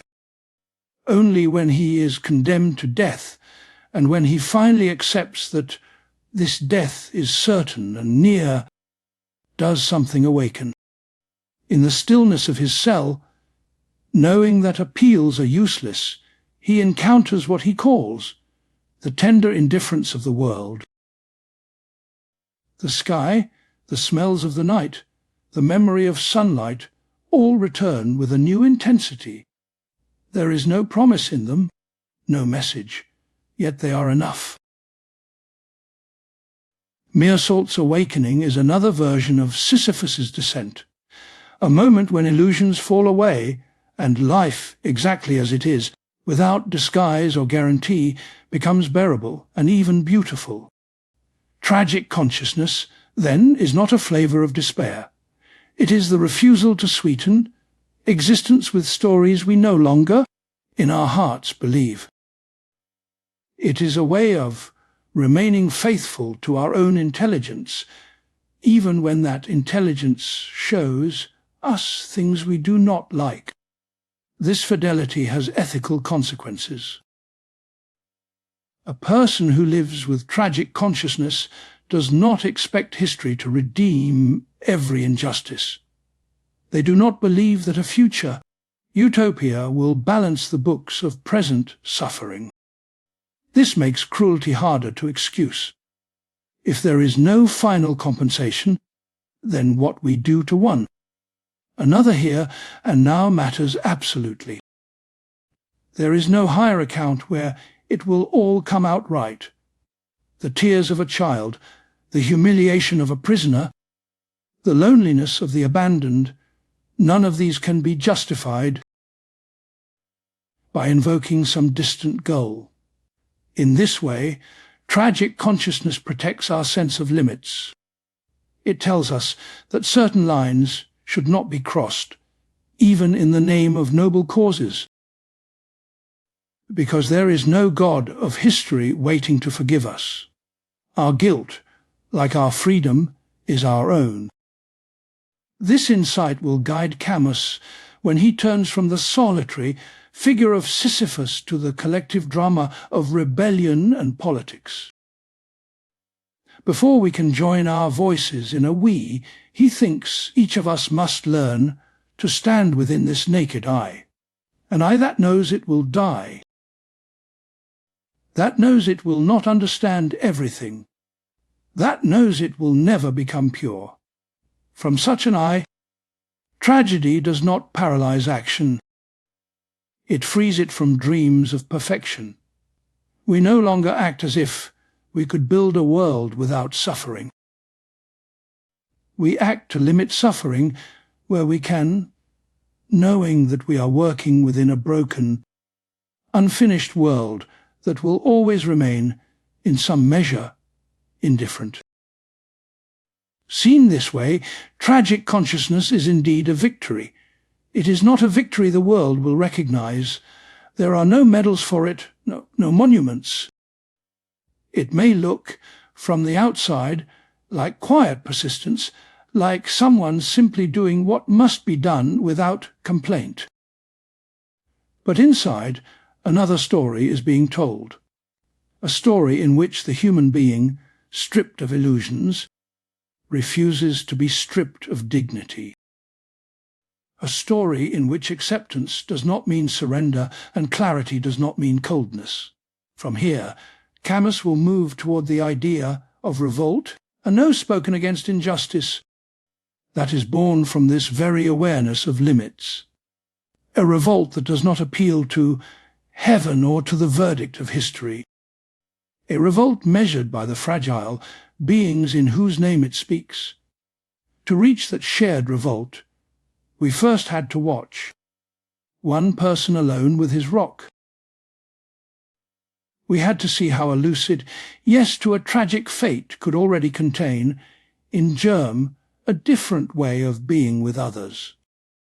The consciousness that makes Sisyphus victorious over his own punishment will, in Camus's later work, become the foundation for solidarity, for responsibility, and for a careful, imperfect ethics under the shadow of the absurd. Part 10. Happiness in the face of the absurd. Across certain days, life feels like a room whose walls have quietly moved farther apart. Nothing visible has changed. You go to work. You answer messages. You wash the dishes. And yet, beneath all of this, a question has slipped into the light. If none of this has a final guarantee, what kind of life is still worth wanting? If no higher meaning waits to redeem it, for many the obvious answer is, if there is no meaning, then happiness shatters. Happiness seems to depend on promises, on the idea that our efforts add up to something, that love is protected, that pain is compensated in the end. Take away those guarantees, and what remains looks fragile, almost mocking. Camus does something startling here, keeping the absurd fully in view. This is the clash between our hunger for meaning and the world's indifference. Yet he dares to speak of happiness, not the soft, protected kind of comfort. He speaks of a harder, clearer kind, a happiness that does not wait for permission. For him, happiness is bound to lucidity. It begins when we stop turning away, when we no longer pretend that time will spare us, or that suffering always makes sense. When we no longer pretend that someone, somewhere, keeps a ledger of our merits and our wounds. In this stripped-down landscape, happiness is not the reward for hope. It is the style with which we live without it. This means that, for Camus, happiness is inseparable from a certain intensity. To live under the sign of the absurd is to know that each moment is finite, unrepeatable, without sequel. There will be no second life in which we finally become who we meant to be. There is only this body, this breath, this light, this touch, this word we are saying now. When that knowledge is not denied but accepted, something paradoxical can happen. Life, which had felt dull and automatic, regains weight and colour. The ordinary is no longer a waiting room for a higher meaning. It becomes the place where everything is decided. Camus's image of Sisyphus is often read as an image of despair, a man condemned to push his rock up the mountain, only to see it roll back down for all eternity. But Camus lingers on a very particular moment in this endless cycle. Not when the rock falls, not when the gods pronounce their sentence. He chooses the moment when Sisyphus walks back down the slope. The work is interrupted. The illusion of success has vanished. In that descent, Sisyphus sees the whole truth of his fate. He knows there will be no final victory, no resting place at the top, no divine pardon. He sees the limits of his condition clearly. And it is precisely then, Camus says, that Sisyphus is free. Why? Because in that lucid interval, the gods have no power over his inner consent. They can command his labour, not his agreement. He can no longer change his destiny, but he can decide how to inhabit it. In that decision to continue, to push the rock again, without illusion, Camus locates a strange happiness. It is not the happiness of success. It is the happiness of refusal. The refusal to lie to oneself. The refusal to soften the truth with comforting stories. The refusal to give in to the final temptation to declare that, because life has no ultimate meaning, it is not worth living at all. Camus stands here against a certain kind of skepticism and nihilism. Skepticism tells us you cannot know the truth, so suspend all judgment. Nihilism adds, if nothing has meaning, everything is equal and nothing matters. Both positions for him are evasions. They pretend to respect uncertainty, but they smuggle in a hidden certainty that no way of living can be better than any other. He rejects this.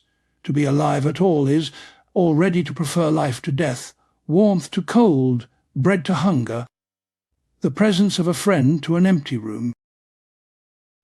Breathing is not neutral. It is a daily, bodily judgmenty. It is better that I am here, conscious, than that I am not.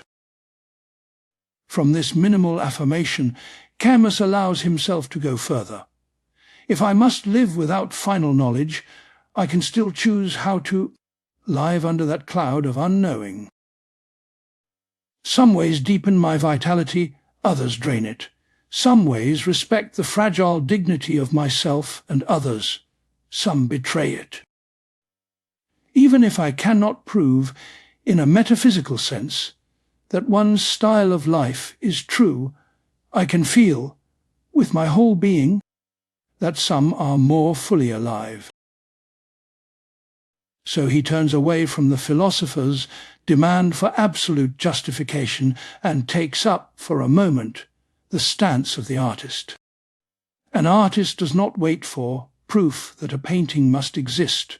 They begin from a more modest certainty that certain forms, colours, and rhythms resonate more profoundly than others. They aim at coherence, intensity, and depth, not at eternity. In the same way, Camus proposes a way of inhabiting the absurd that is more coherent, intense, and generous than its alternatives. It does not rest on a revealed truth or a future utopia. It rests on a style, tragic lucidity, sensuous presence, and defiant persistence. Tragic lucidity means never forgetting the limits. Death does not disappear. Injustice does not become part of some secret harmony. Suffering is not explained away. To be happy here is not to close one's eyes to these things, but to keep them in the frame and still be able to say, from time to time, yes. Sensuous presence means returning to the body and the world. A life without appeal risks becoming a life without taste. Camus resists that. He writes of the sea's cold embrace, of sun on stone, of the smell of the earth after rain, of a lover's shoulder in the morning light. These are not decorations around a central meaning. They are the very texture of a life that knows it will end and yet refuses to live as if already dead. Defiant persistence is the decision to go on, not because a final victory waits, but because stopping would be a smaller, poorer way of being oneself. The rock will fall. The night will come.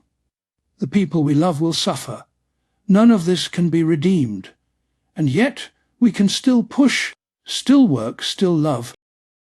Not in the name of a promised redemption, but out of fidelity to the brief, burning fact of being here at all. Under this light, happiness becomes almost indistinguishable from revolt. It is the inner form that revolt takes when it is fully conscious. It is closer to a quiet, stubborn joy that coexists with bitterness and grief, instead of trying to erase them. This is why Camus can say that Sisyphus is happy. His happiness has nothing to do with optimism. It has everything to do with the refusal to be broken by a truth he clearly sees. The absurd does not vanish. It is woven into every step up the mountain. But within that endless effort, there is an invincible decision. I will not give my consent to despair. In our own lives, this might look much smaller and more human. It might be the person who continues to care for a sick relative even when the prognosis is hopeless, finding in each shared joke or remembered story a fragile warmth that no theory can justify. It might be the worker who shows up day after day, not because their job is glorious, but because, in doing it well, they quietly affirm a standard of dignity that belongs to them. None of this cancels the absurd, but for Camus, it is precisely in the clear awareness of our limits that the possibility of a certain happiness emerges. A happiness made of finite mornings and imperfect loves, of work that never concludes and questions that never receive an answer. To seek happiness in the face of the absurd is not to find a way around our condition. It is to press more deeply into it, to feel the weight of the rock, the steepness of the slope, and still, with open eyes, to place our hands against the stone and begin to push again. Part 11. From solitude to solidarity I revolt, therefore we are. Among the many shifts in Camus's thought, one stands out like a sudden widening of the frame, moving from individual reflection to a shared human experience. In his early reflections, the scene is almost always solitary, a silent room, a stranger at a window, Sisyphus alone with his rock and his thoughts. But as he moves from the question of suicide to the question of murder, the stage necessarily changes. The absurd is no longer only an individual experience. It becomes a shared wound. The world in which Camus writes is marked by organized, calculated killing on a scale that defies imagination. Camps, mass graves, cities burned not by accident but by design. The question is no longer only, is life worth living? It becomes what, if anything, can limit our willingness to take the life of another. If there is no God to forbid murder, what remains? Is anything absolutely forbidden, or does everything become negotiable, provided we can tell a convincing story about the future it will bring? Camus returns to the logic of the absurd to confront this. If suicide is rejected, if the first conclusion of absurd reasoning is to continue living, then life becomes the one undeniable good. To live is already to affirm that existence is preferable to nothingness, however obscure its meaning may be. This minimal preference is not a theory, it is inscribed in every breath we take. From there, he draws a consequential step. If my own life is a good that I cannot honestly renounce without contradiction, then I must recognize that the life of others carries the same weight. Equally conscious, equally vulnerable, the feeling of revolt that awakens in me when I am humiliated, enslaved, or threatened is not purely private. It reveals a boundary that cannot, in justice, be reserved for me alone. This is where Camus's paradoxical formula enters, I revolt, therefore we are. At first, it sounds like a simple play on the famous I think, therefore I am. But the change from thought to revolt, and from I am to we are, signals a deep reorientation. Thinking alone only establishes the existence of the isolated subject. Revolt, by contrast, is never purely solitary, even when it begins in a single consciousness. When I say no to being treated as a thing, as less than human, I implicitly say that no, one should be treated this way. The injustice I suffer is intolerable, not only because it happens to me, but because it violates a shared dignity I recognize in others as well. In this sense, revolt is the point where the solitary experience of the absurd opens onto a common horizon. The individual who rises up discovers they are not alone. Their refusal calls others to recognize themselves in that same refusal. Think of a worker who goes on strike simply because their own situation has become unbearable. Low pay, dangerous conditions, constant humiliation. Yet in articulating their protest, they find words that resonate with their co-workers. The "I can't take this anymore" becomes a "we will not accept this." A movement is born, not from a theory imposed from above, but from a shared sense of an intolerable limit being crossed. For Camus, this shared sense of limit is the beginning of ethics after the death of God. Not a code inscribed in heaven, but a boundary felt in the flesh. At a certain point, faced with degradation or cruelty, we say, "No more." That no is the negative form of a deeper yes, a yes to a human measure that we rarely define clearly, yet recognize when it is violated. This is why revolt, in his view, creates values. It is not content only to destroy. It also reveals what we are unwilling to sacrifice, even in the absence of a divine command. The rebel says, "There are things I will not do, and things I will not let be done to others, even if history, the state, or the party demands it." In that sense, revolt is creative. It gives shape to a we that did not exist before.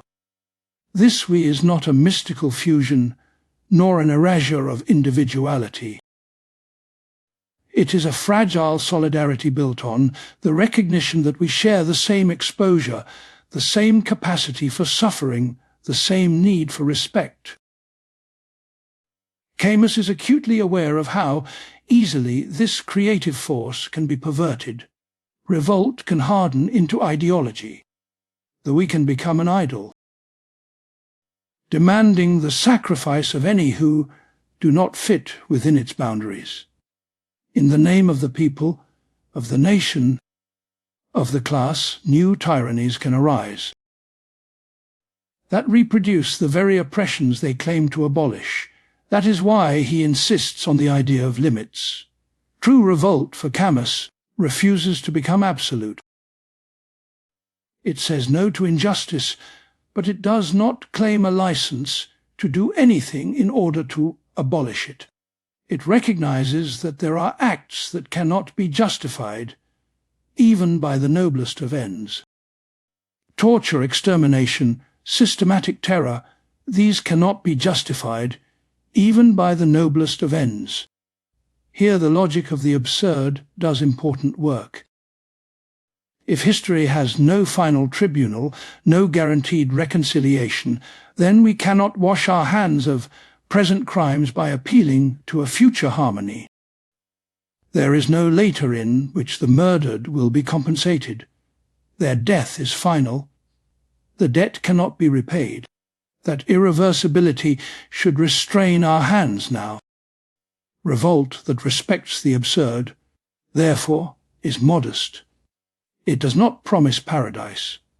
It does not seek to remake the human being from the ground up. It demands, instead, that certain intolerable conditions be changed, that certain unjust powers be limited, while knowing that imperfection and suffering will remain. In everyday life, this can sound disappointingly small. We are often drawn to the grand gesture and the heroic story, but Camus invites us to attend to quieter forms of solidarity. The neighbour who intervenes when they hear violence through the wall. The doctor who treats the wounded on both sides of a conflict. The journalist who refuses to lie for a cause they might even support. These acts do not abolish the absurd. They are undertaken in full knowledge that injustice will return, that victories are partial, that human goodness is mixed with failure and compromise. Yet they embody a standard, a thin but stubborn line, beyond which we will not go. I revolt.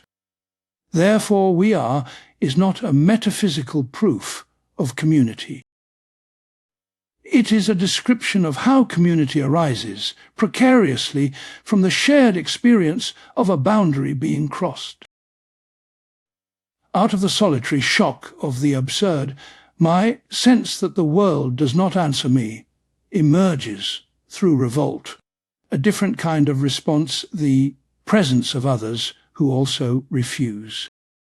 This movement from solitude to solidarity does not cancel loneliness. Camus never paints a sentimental picture of unity.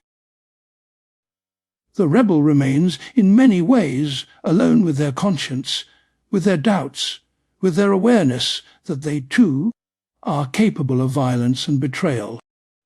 But now their solitude is no longer empty. It is crisscrossed by invisible threads of recognition, forming a network of shared human understanding. In a century in which ideologies claim to speak for all of humanity, while sacrificing millions of actual humans in the process. Camus's defense of this fragile solidarity is deliberately anti-grandiose. He does not promise a final reconciliation of all conflicts.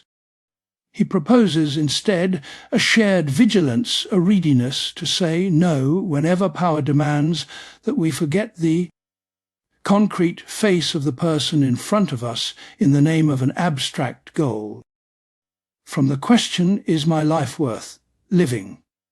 Camus has thus arrived at a different but related question. How can we live together without betraying the finite, irreplaceable value of each life?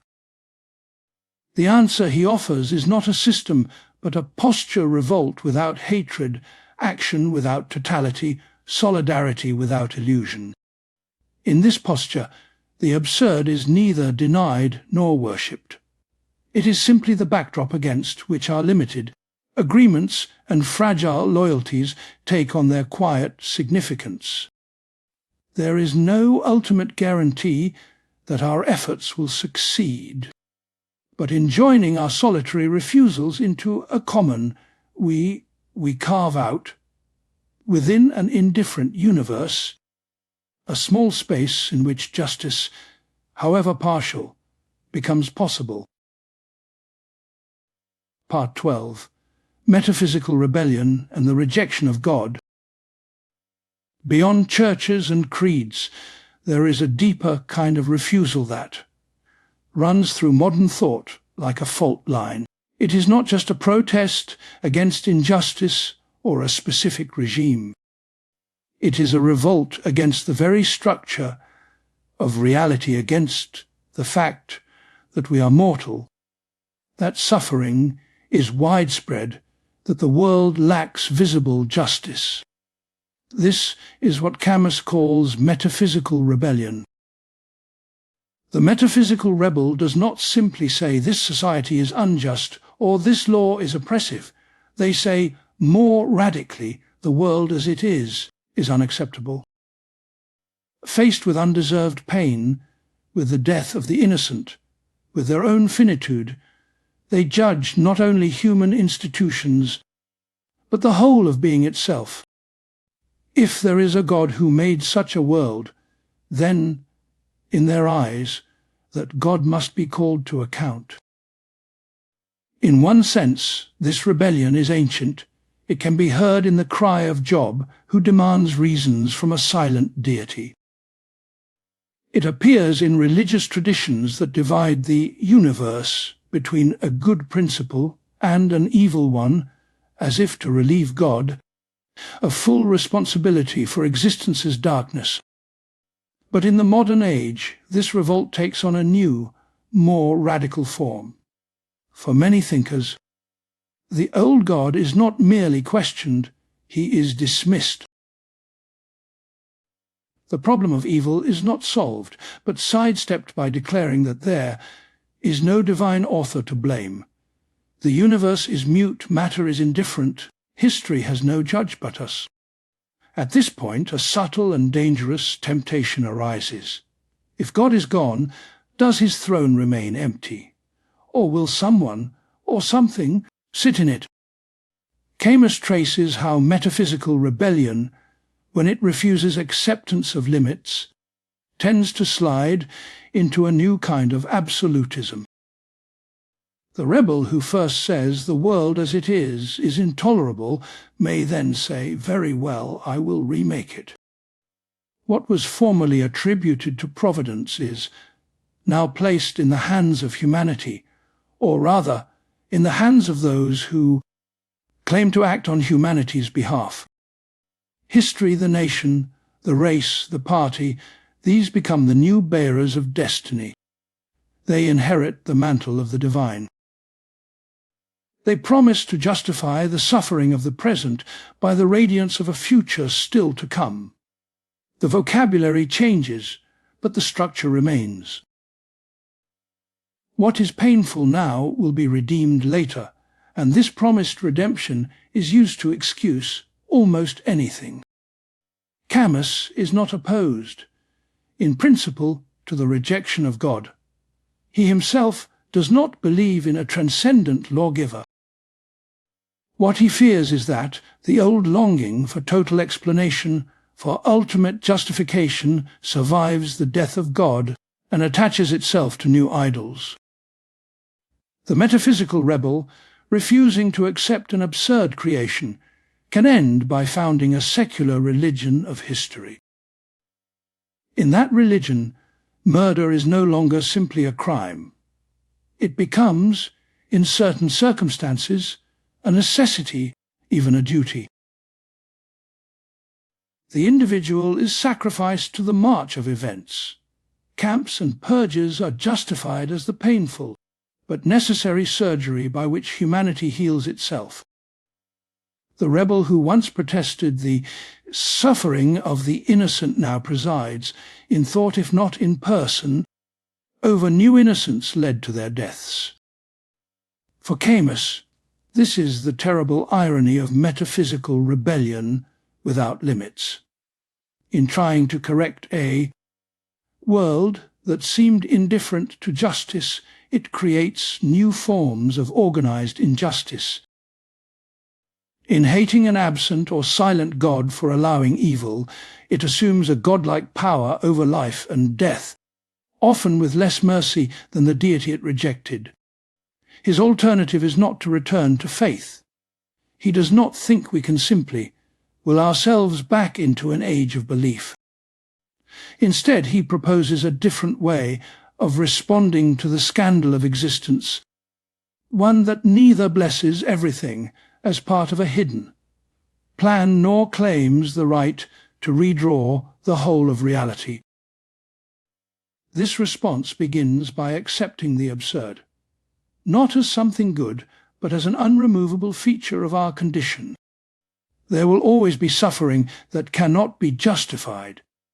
There will always be a gap between what we feel should exist and what actually does. There is no final narrative that will reconcile all tears, no ultimate court of appeal, where every wrong is put right. To accept this is not to approve of injustice, it is to refuse the temptation to explain it away. And that refusal, in turn, limits what we can permit ourselves in the name of any cause. If no future paradise will compensate for a murdered child, then the child's life cannot be weighed in good faith against that paradise.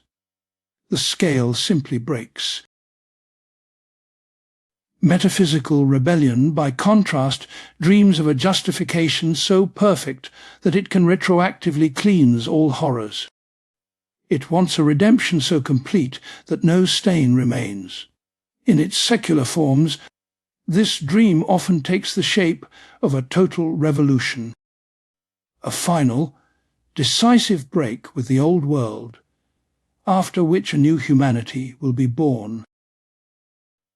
Camus is deeply suspicious of this dream, not because he is conservative, but because he sees how boundless metaphysical ambition, once translated into politics, tends to demand boundless violence. To create a new human being from scratch, one must treat existing human beings as raw material. To found a perfect city, one must be willing to liquidate those who are deemed unfit for it. Against this totalizing impulse, he places a different vision of revolt, a revolt that begins from the same shock at innocent suffering, the same refusal to accept that this is just how things are, but that renounces the role of universal judge and creator. It says, I will resist injustice here, in this time and place, with the strength I have, knowing that I cannot remake the whole of reality. Such a stance might appear weak when compared to grand revolutionary projects. It does not promise a final solution. It refuses to declare history redeemed. But for Camus, this weakness is precisely its moral strength. By accepting that we are not gods, that we are finite, fallible creatures, acting in a world we did not make and do not fully control, we are less likely to treat others as disposable in the pursuit of our designs. In this light, the rejection of God becomes not a pretext for unlimited power, but an increase in responsibility. No one will come to correct our crimes. No divine hand will intervene to tidy up the consequences of what we do. The finitude of our victims and our own finitude is absolute. That knowledge should make our decisions heavier, not lighter. Camus's own sensibility, shaped by the Mediterranean sun and sea, inclines him toward a humble affirmation of the world's beauty even amidst its injustice. He refuses to take the final step of the metaphysical rebel who condemns creation outright. For him, the presence of unjust suffering does not erase the value of a child's laughter, of waves breaking on rocks, of a shared meal among friends. He insists that we must hold, both together, the scandal and the splendor. To choose only one is to falsify our experience. To say the world is simply good is blindness. To say it is simply evil is ingratitude. Between these two lies a narrow path, loving a world we know to be unjust, and fighting its injustices without claiming to purify it entirely. Metaphysical rebellion, when it renounces the dream of total transformation, can therefore be redirected. Instead of standing in judgment over existence, it can fuel a more modest, humane resistance. A resistance that says no to specific humiliations, cruelties, and lies, without imagining that, by eradicating them, we will finally make sense of everything. In the end, for Camus, the deepest rebellion is not to reject God in order to become gods ourselves. It is to live as conscious mortals, without gods or idols, refusing both resignation and omnipotence. To accept that the world has no ultimate justification, and yet to act as if certain things are unacceptable. To know that we are not the masters of history, and yet to take sides in its conflicts. Such a position leaves many questions unanswered. It is not a comfort. It offers no cosmic guarantee that our efforts are meaningful. But it refuses to add a second violence, the violence of total explanation, to the first violence of suffering itself. Between a silent heaven and a dangerous human urge to play heaven, Camus asks us to inhabit a third space lucid, limited, rebellious, and attentive to concrete lives that metaphysical dreams so easily trample underfoot. Part 13. The Deification of History and Modern Nihilism. In modern political faiths, the word history often takes on the tone that older ages reserved for God. People speak of being on the right side of history. They announce that history has a direction, a will, even a kind of judgment. Individuals with their fragile lives and confused motives become secondary. What matters, it is said, is the march of history itself. For Camus, this transformation is one of the central dramas of the modern age. Once the heavens fall silent, the old religious picture loses its authority. The human need for meaning does not disappear. It looks for something else to fill the empty place where God once stood. In the 19th and 20th centuries, that something else often became history, with a capital H. History is no longer just the record of what has happened. It becomes an almost sacred force that supposedly moves according to laws, aims at a final reconciliation, and promises redemption at the end of suffering. The old question, what does God want, quietly becomes, what is history moving toward? And because we are afraid of living without a guiding purpose, we are tempted to answer with confidence. This confidence, Camus thinks, is precisely the danger. When history is deified, the present moment loses its dignity.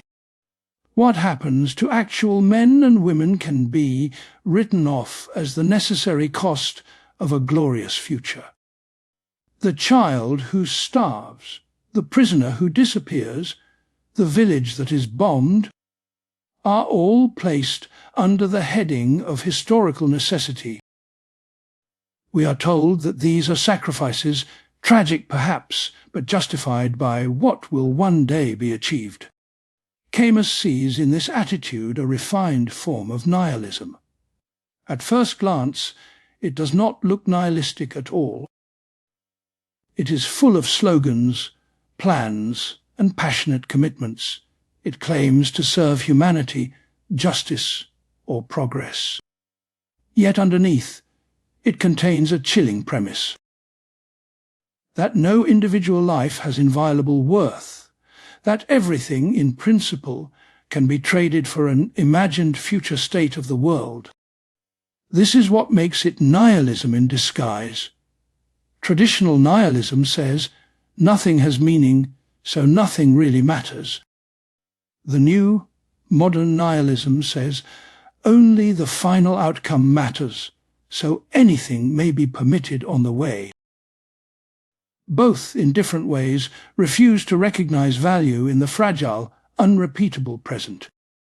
Camus is especially sensitive to the way language changes when history is worshipped. Words that once described weather, tides, or blind forces of nature are transferred to human action. We hear of historical waves, iron necessity, the laws of motion of society. The implication is clear: to resist these so-called laws is foolish, reactionary, even immoral. One must submit or be swept away. The cruelty of this view appears when we ask a simple question: who speaks for history? Who has access to its supposed inner meaning? It is never history itself that answers. It is always a party, a leader, a state, a movement, a vanguard of the enlightened. They claim to know the direction of history and to act in its name. Once that claim is granted, limits vanish. If I believe that my actions are backed not only by power but by the deep logic of the universe, what could possibly restrain me? In killing my opponent, I can tell myself that I serve mankind. In silencing dissent, I imagine that I am protecting the future. I no longer feel like an individual choosing among uncertain options. I feel like an instrument of destiny. Camus reads the modern age as a long story of this shift. The gods are dethroned, but the desire for the absolute remains. So we transfer our longing for transcendence to immanent things: race, nation, class, history, progress, even technology. We end up treating our own ideas about the world as if they were divine decrees. At the same time, a different face of nihilism appears, one closer to daily experience. It is not loud or heroic. It is quiet, often tired. It shows up in the sense that nothing is worth real commitment, that everything is just entertainment, that the serious words of politics and morality are mostly disguises for power and self-interest. In this mood, history does not look like a path to redemption. It looks like a flow of events without pattern, a stream in which we drift as spectators. These two moods seem opposed, but Camus sees a hidden kinship. The frantic belief in a redemptive history and the bored disbelief in any meaning feed each other. When one grand story collapses, another rushes in to replace it, precisely because we are unable to stand in the naked space of the absurd. We oscillate between fanatical certainty and resigned indifference, never quite daring to remain in the tension that Camus describes, a life lived lucidly, without appeal. The deification of history tries to soothe the wound of the absurd. It tells us, do not be troubled by the apparent chaos of your days. Underneath there is a secret design. Your suffering will be redeemed. If not in heaven, then in the radiant future of humanity. Just obey the movement of history, and all will be well in the end. Camus answers, no. We do not know that history moves toward reconciliation. We do not know that today's victim will be compensated by tomorrow's triumph. To claim this is to leap beyond what we can see and touch. It is a new form of the old metaphysical comfort, now wrapped in secular language. For him, the only honest position is to say history has no guaranteed meaning. It is a tangle of actions, chances, and choices, illuminated partly by our intelligence and partly plunged in darkness. We can read patterns backward, but we cannot know with certainty what is coming. The future is open, not scripted. To pretend otherwise is to abandon lucidity. What then are we left with? Not despair, in Camus's sense, but a different kind of courage. If history is not a god, then it does not absolve us. It does not authorize us to trample others for the sake of a remote good, nor does it excuse us from acting. Instead, it throws us back upon a more modest task to make what limited justice we can here and now, without expecting salvation from the flow of events.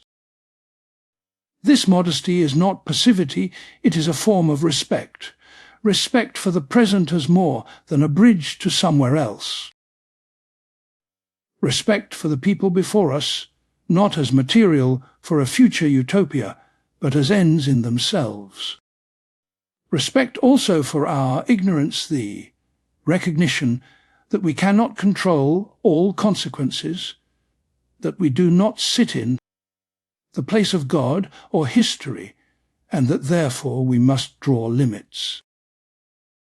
Camus sometimes calls this sense of proportion a Mediterranean spirit. By that he means not a geography, but an attitude. An affection for the visible world, a distrust of abstractions that float too far from concrete life, a taste for balance, for measure. In this spirit, one prefers an imperfect peace to a final solution, a partial reform to a purifying storm that promises to wipe the slate clean. In a world tempted by both fanaticism and apathy, this can sound weak, even cowardly. Grand narratives of history offer excitement, purpose, clear enemies, and the hope of total victory. Moderation limits and present-centered justice seem grey beside such colours. Yet for Camus, this greyness is the colour of truth. It is the tone of those who have refused the consolations of both religion and deified history, and who are trying to live with eyes open. It is an ethics born not of revelation or prophecy, but of the simple fact that we suffer, that we die, and that our lives, though finite, matter. Modern nihilism, in his view, is not overcome by new dogmas about history, but by a renewed fidelity to the real, to the tangible body in pain, to the friend in danger, to the stranger whose face reminds us of our own vulnerability. Against the cold logic of historical necessity, he places the warm, fragile reality of a single human being. In doing so, he prepares the way for one of his most unsettling questions. If history is not sacred, if the future does not automatically redeem the present, then with what right do we harm or kill in the name of any cause at all? What happens when murder itself is justified, step by step, as the reasonable conclusion of a philosophy? That is the territory he enters when he speaks of logical crime and the new justifications for killing that mark the modern age. Part 14. Logical crime and the justification of murder. At times, the most frightening actions are not those born of sudden anger, but those carried out in cold blood under the sign of reason. Albert Camus calls this the age of logical crime. Murder is no longer simply a personal tragedy or a brutal fact of war. It becomes, in the 20th century, something theoretically defensible, an act that can be argued for, calculated, even praised in the language of philosophy and politics. He has in mind not the impulsive violence of private revenge, but the organized, deliberate killing that is planned at a desk and justified in a book. The bullet or the gas or the bomb is the last link in a chain that begins with an idea. How does such a chain form? It often begins with an apparently generous principle. Perhaps we say humanity must be liberated from oppression, or injustice must be ended once and for all, or a final peace must be achieved so that no more wars will ever be needed. These are not evil desires. They speak to the same longing for justice that animates revolt itself. But then a second step is taken. Someone claims to know not only that justice should be done, but exactly what future arrangement of society will embody that justice. They claim to see the design of history, to know which class or race or nation is destined to prevail, and what sacrifices are needed to bring that victory about. A third step follows. If the final state is so important, if it will redeem all present suffering, then any means that leads toward it can be declared necessary. The old moral questions are no longer asked, or if they are answered with a single sentence. The end justifies the means. What were once crimes become stages. What was once murder becomes a regrettable but necessary act. In this way, killing is pulled inside a system of logic. It is no longer a violation that cries out to heaven. It is an inference, a conclusion, a step in a proof. Camus is chilled by this movement. For him, the decisive shift is not just in what we do, but in how we think about what we do. When murder is justified in principle, when it is incorporated into an argument about history or humanity, something fundamental is broken. We are no longer dealing simply with human weakness or passion. We are dealing with a transformed conscience. He sees this transformation at work in the language that surrounds organized violence. Those who are tortured are not called men and women. They are enemies of the people, parasites, vermin, collateral damage. Those who order or perform the violence are not killers. They are defenders of the revolution, guardians of order, architects of a new world. Words create distance. They allow us to perform actions that, described simply, might be unbearable. Camus insists on stripping away this protective vocabulary. A bomb dropped on a village is not an operation, it is people burned, buried, torn apart. An execution is not the application of a sentence. It is a body falling, a life cut off, a face that will never again open its eyes. When we speak plainly, the logic begins to falter. Yet he is not naive about human history. He knows that violence has always existed, that revolts and wars have sometimes seemed unavoidable. He himself supported resistance against fascism in occupied France, where to refuse all violence would have meant allowing a different, perhaps greater, violence to triumph unchecked. The question then is not whether violence can ever occur. It is how we think about it, and above all, whether we allow our theories to give it a blank check. For Camus, the line is drawn at justification in advance. The moment we declare that, in principle, killing is permitted whenever some higher goal demands it, we have slipped into the logic of crime.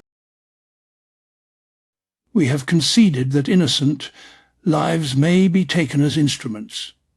We have accepted murder as a tool like any other. From that point on, there is no secure barrier. Who decides which goal is high enough? Who decides who counts as innocent?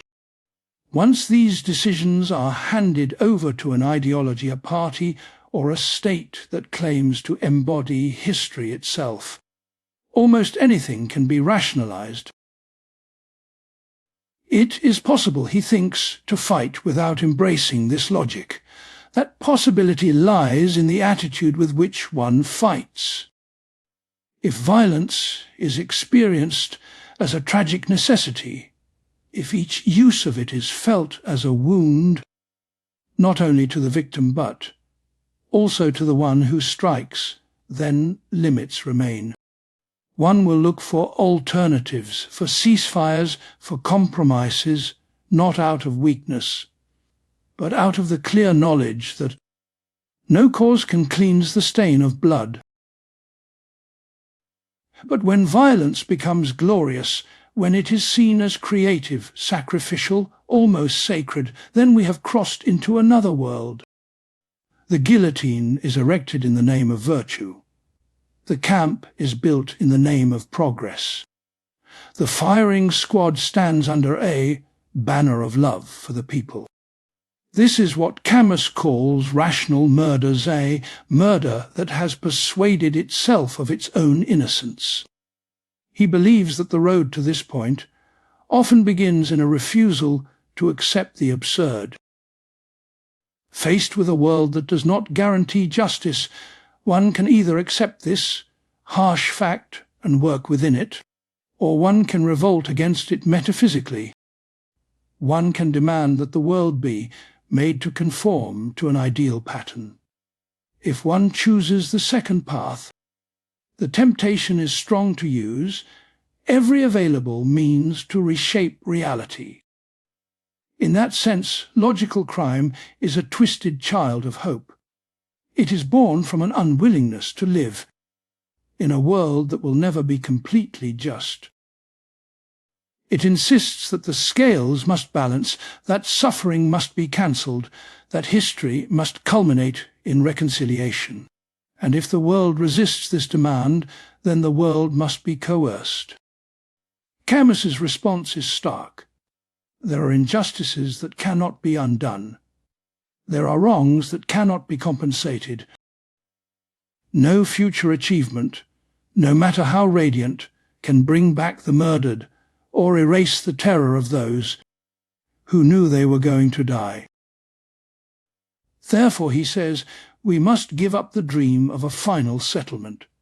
We must abandon the fantasy that, somewhere in the future, there is a state of affairs that will make all present suffering acceptable. Once we give this up, a new ethics becomes possible. An ethics without final guarantees, but also without logical crime. In such an ethics, the prohibition against murder is not grounded in divine command or historical law. It is grounded in a shared vulnerability. I know that I can be killed, that my life is fragile and finite. I see the same fragility in others. If I revolt against my own humiliation and suffering, I implicitly affirm that no one should be treated as a thing. In saying no to what is done to me, I also say no to doing the same to others. This is why, for Camus, genuine rebellion contains an element of restraint.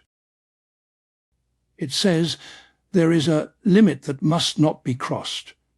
Even in the face of great injustice, there are acts I will not commit, because to commit them would destroy the very value I am fighting for. The trouble, he thinks, is that in history this restraint is often lost. The rebel, indignant at injustice, becomes a revolutionary who claims the right to reshape everything, and who comes to see murder not as a betrayal of his cause, but as its instrument. To understand how this happens, we need to look more closely at the difference between rebellion and revolution, and at the fragile line that separates a no that preserves human dignity from a no that ends by denying it. Part 15. Rebellion versus Revolution. From here, the path divides into two words that sound similar, but for Camus lead to very different destinations: rebellion and revolution. Rebellion, in his sense, begins with a simple gesture. A man or woman says enough. Something in their situation has become intolerable. They are treated as less than human, reduced to a number, a tool, a disposable thing. In that moment of refusal, they assert that there is a line that must not be crossed. This no is not purely negative. Hidden within it is an affirmation. In protesting against humiliation, the rebel is claiming a certain idea of what a human being is. Not a god, not an absolute, but also not a mere object. The rebel implicitly says there is a dignity that should not be violated, and I share that dignity with others. This is why, for Camus, genuine revolt is never purely individual. When I rise up against my own oppression, I discover that I am also speaking for others in my condition. I am not only saying, I will not be treated like this, but also no one should be treated like this. Rebellion awakens solidarity. It leads from I revolt to we are. At its core, then, rebellion is limited. It is directed against specific injustices. It knows what it denies: degradation, cruelty, arbitrary power. But it does not pretend to possess a total blueprint for what must replace them. It is rooted in concrete experience, in the present, rather than in a grand design for the future. Revolution, as Camus uses the term, is what happens when this initial revolt is absorbed into an all-encompassing project. The original no hardens into a system. The movement no longer aims simply to correct an injustice. It aims to transform the entire social order according to a single principle, often in the name of history, reason, or destiny. What distinguishes revolution is not just the desire for change, but the claim to totality. It says everything must be remade from the ground up. Every fragment of life work, family, thought, art must be reshaped so that it aligns with the new vision. Compromise becomes betrayal. Gradual reform becomes cowardice.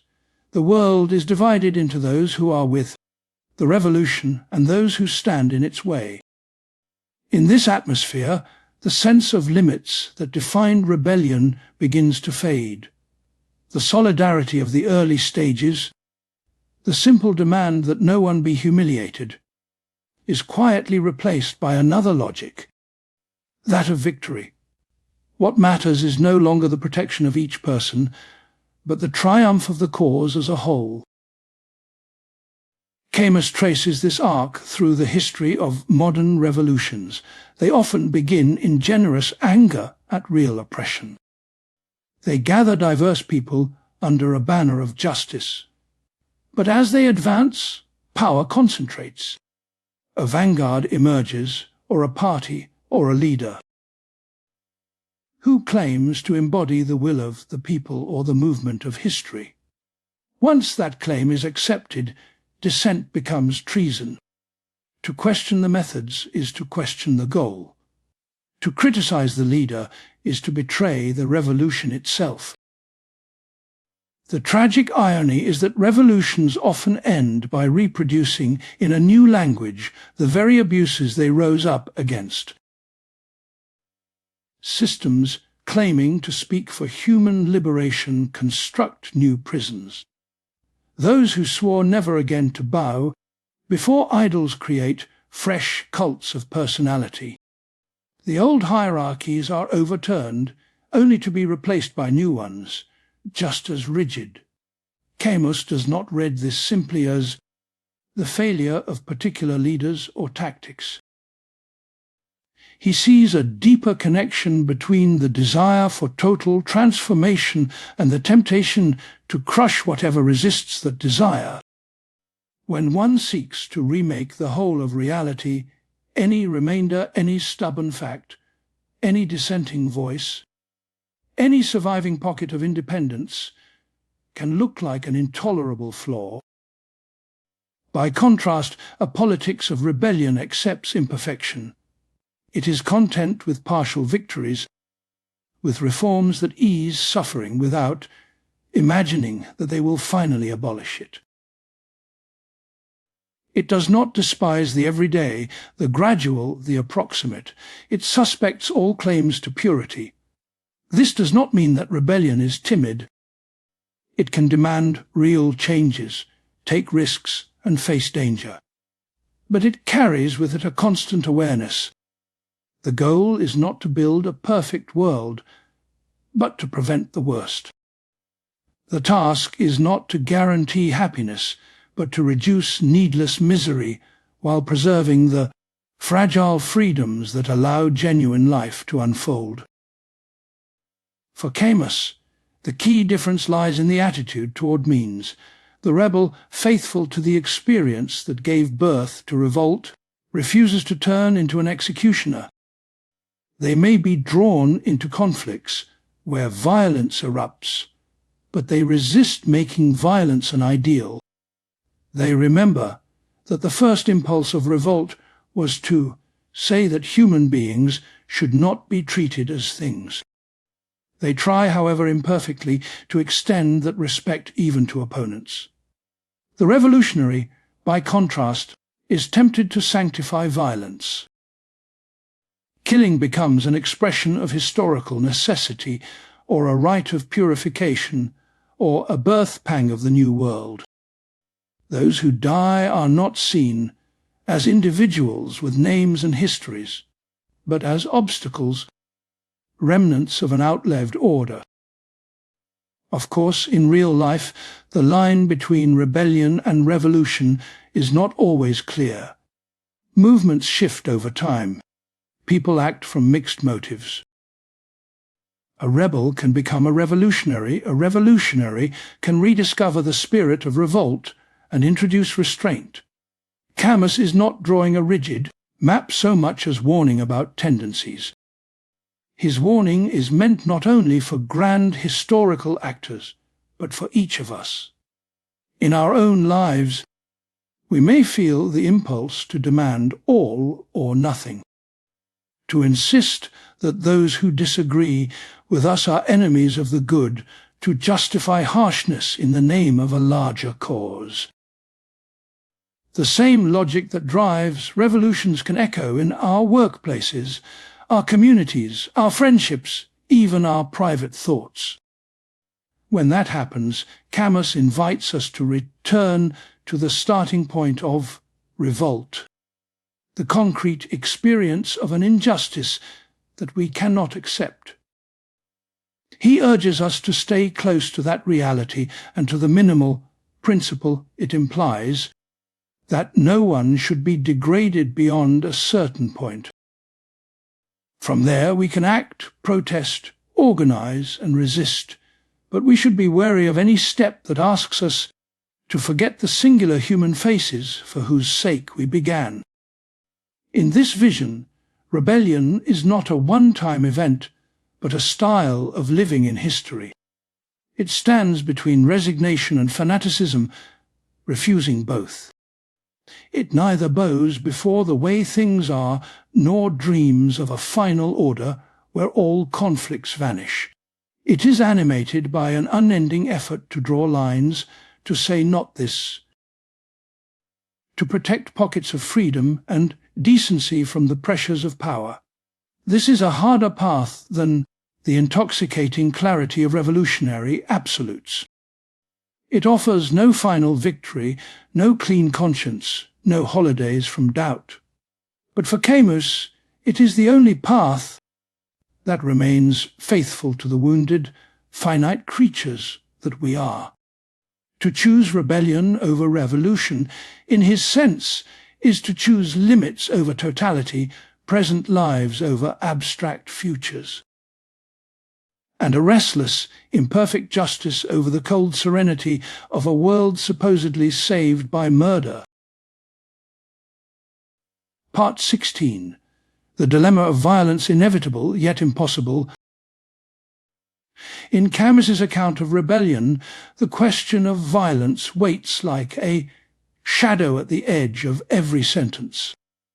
It is rarely at the centre of the page, but it is always present, always implied.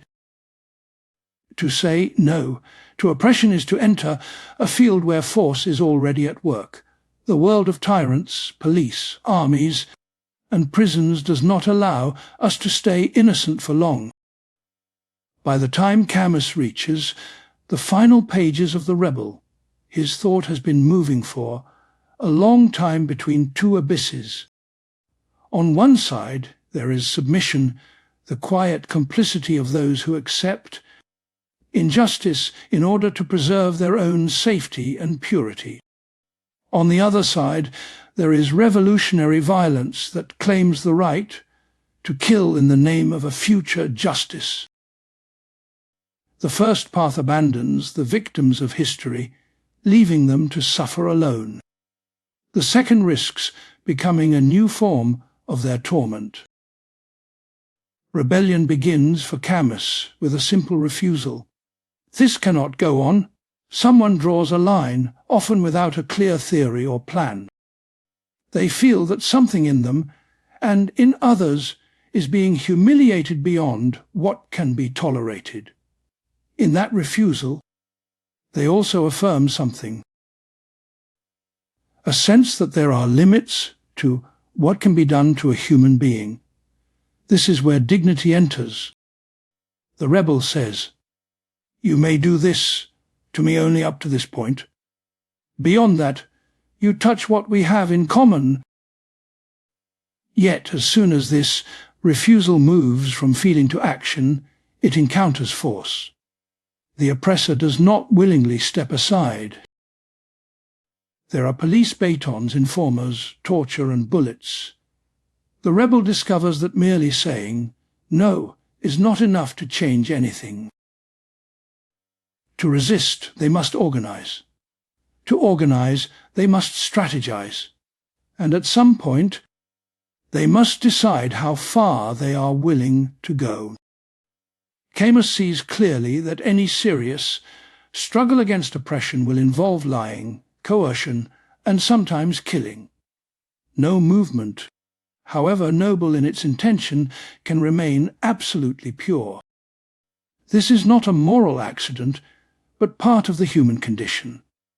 We are finite, fallible beings acting in a world of conflicting forces. To intervene in history is to stain oneself with it.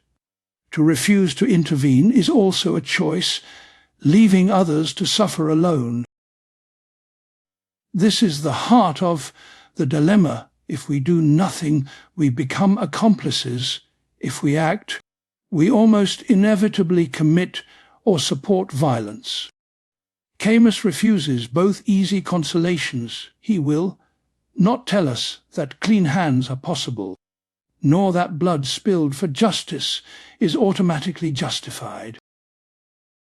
For many in the modern age, there is a way to step around this tension. They appeal to history with a capital H. If we believe that history has a direction moving toward a final state of reconciliation, then present violence can be seen as a temporary cost.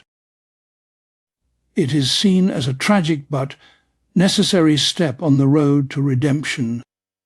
The victims of today become the martyrs of tomorrow's harmony. Camus recognizes this pattern in the heirs of Hegel and Marx. In some of their most ambitious political visions, the future becomes a kind of secular heaven. The classless society, the end of alienation, the withering away of the state, these images function like religious promises of salvation. They give meaning to sacrifice and suffering now. They transform murder into a logical crime, appearing cruel but redeemed by the final goal. What disturbs Camus most is not only the violence of such movements, but the role of intellectuals in justifying it. The philosopher, the theorist, the party writer, the bureaucrat of ideas, these figures translate concrete deaths into abstract necessities. A firing squad is described as historical inevitability. A purge becomes the harsh discipline of transition. The particular face and name of the victim disappear into the statistics of progress. Here the rebels' initial protest against injustice has been hollowed out and refilled with something entirely different. Instead of saying no in the name of a shared human limit, revolutionaries begin to say yes to almost anything that appears to serve the cause. The standard is no longer what we can or cannot do to another human being here and now, but what might someday be achieved for humanity in general. Camus thinks this is a profound betrayal. Rebellion, as he understands it, is first of all a protest against death. It arises when someone feels that the killing of any human being, slave, citizen, stranger, or enemy, violates a common dignity. When we revolt, we say that no person is simply a means, a tool, or a number. We insist on a shared bond. But if rebellion is rooted in the refusal of death, how can it justify murder? How can it claim to defend human solidarity while executing its enemies? This is why, for Camus, the resort to violence is not just tragic, but also logically self-contradictory, a deep paradox. To kill in the name of a value that forbids killing is to use a language that cancels itself as it speaks. And yet he does not allow himself the comfort of pure pacifism. He knows that refusing all violence would simply mean accepting tyranny. Occupied France, colonial Algeria, the camps and gulags of the 20th century, these are not problems that can be solved with good intentions alone. To say one will never lie or kill is, in a world like this, to accept that others will be tortured and murdered without resistance. So Camus stands in a painful middle ground. Violence is in a sense inevitable because oppression forces it upon those who resist. But it is also, in another sense, impossible because any fully consistent rebellion would have to reject murder as a means. This is the knot he does not untee. He insists we live inside it. From this position, he offers not a solution but a set of signs. If a revolution truly wishes to remain faithful to the spirit of rebellion, to the protest against death and the affirmation of solidarity, then, he suggests, it must abolish the death penalty. It must refuse to claim the right to kill in cold blood, even its enemies, under the shelter of laws and slogans. Likewise, it must create and protect spaces where speech is free. The measure of a just order is not its harmony, but its ability to endure criticism, to listen to dissent, to allow the voices of its victims to be heard. Where silence is enforced, where opinions are policed, where words become dangerous, the revolution has already betrayed the rebel. These gestures may sound modest in the face of 20th century horrors. They do not promise paradise. They do not guarantee that injustice will end. That is exactly the point. Camus is trying to imagine a politics without final victory, a struggle that accepts its own limits and refuses to turn itself into a new religion. He knows how unsatisfying this is to the modern spirit. We are drawn to total solutions, to plans that claim to resolve suffering once and for all. We want our sacrifices to be redeemed, our dead to be justified. The idea that there is no final tribunal, no ultimate judgment, is hard to bear. And yet he thinks it is only by accepting this lack of final justification that we can truly respect the singular, irreplaceable life of each person. If there is no grand story that redeems their death, then their death retains all its scandal, all its weight. Killing them can never be turned into a simple step in a necessary process. In this sense, Camus's dilemma of violence is not only about wars and revolutions. It touches our ordinary lives. The small betrayals we justify in the name of a greater good, the people we hurt, thinking that the cause or project is more important than their pain, the way we sometimes make others pay the price for our ideals. To live with Camus's dilemma is to give up the dream of innocence. It is to accept that there will be times when every available option is wrong, and yet a choice must still be made. It is to act while knowing we will not emerge pure, resisting the temptation to sanctify what we have done.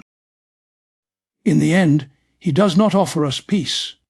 He offers us lucidity, a life lived with open eyes, where we neither flee responsibility by claiming purity, nor drown it in the justifying language of history and destiny.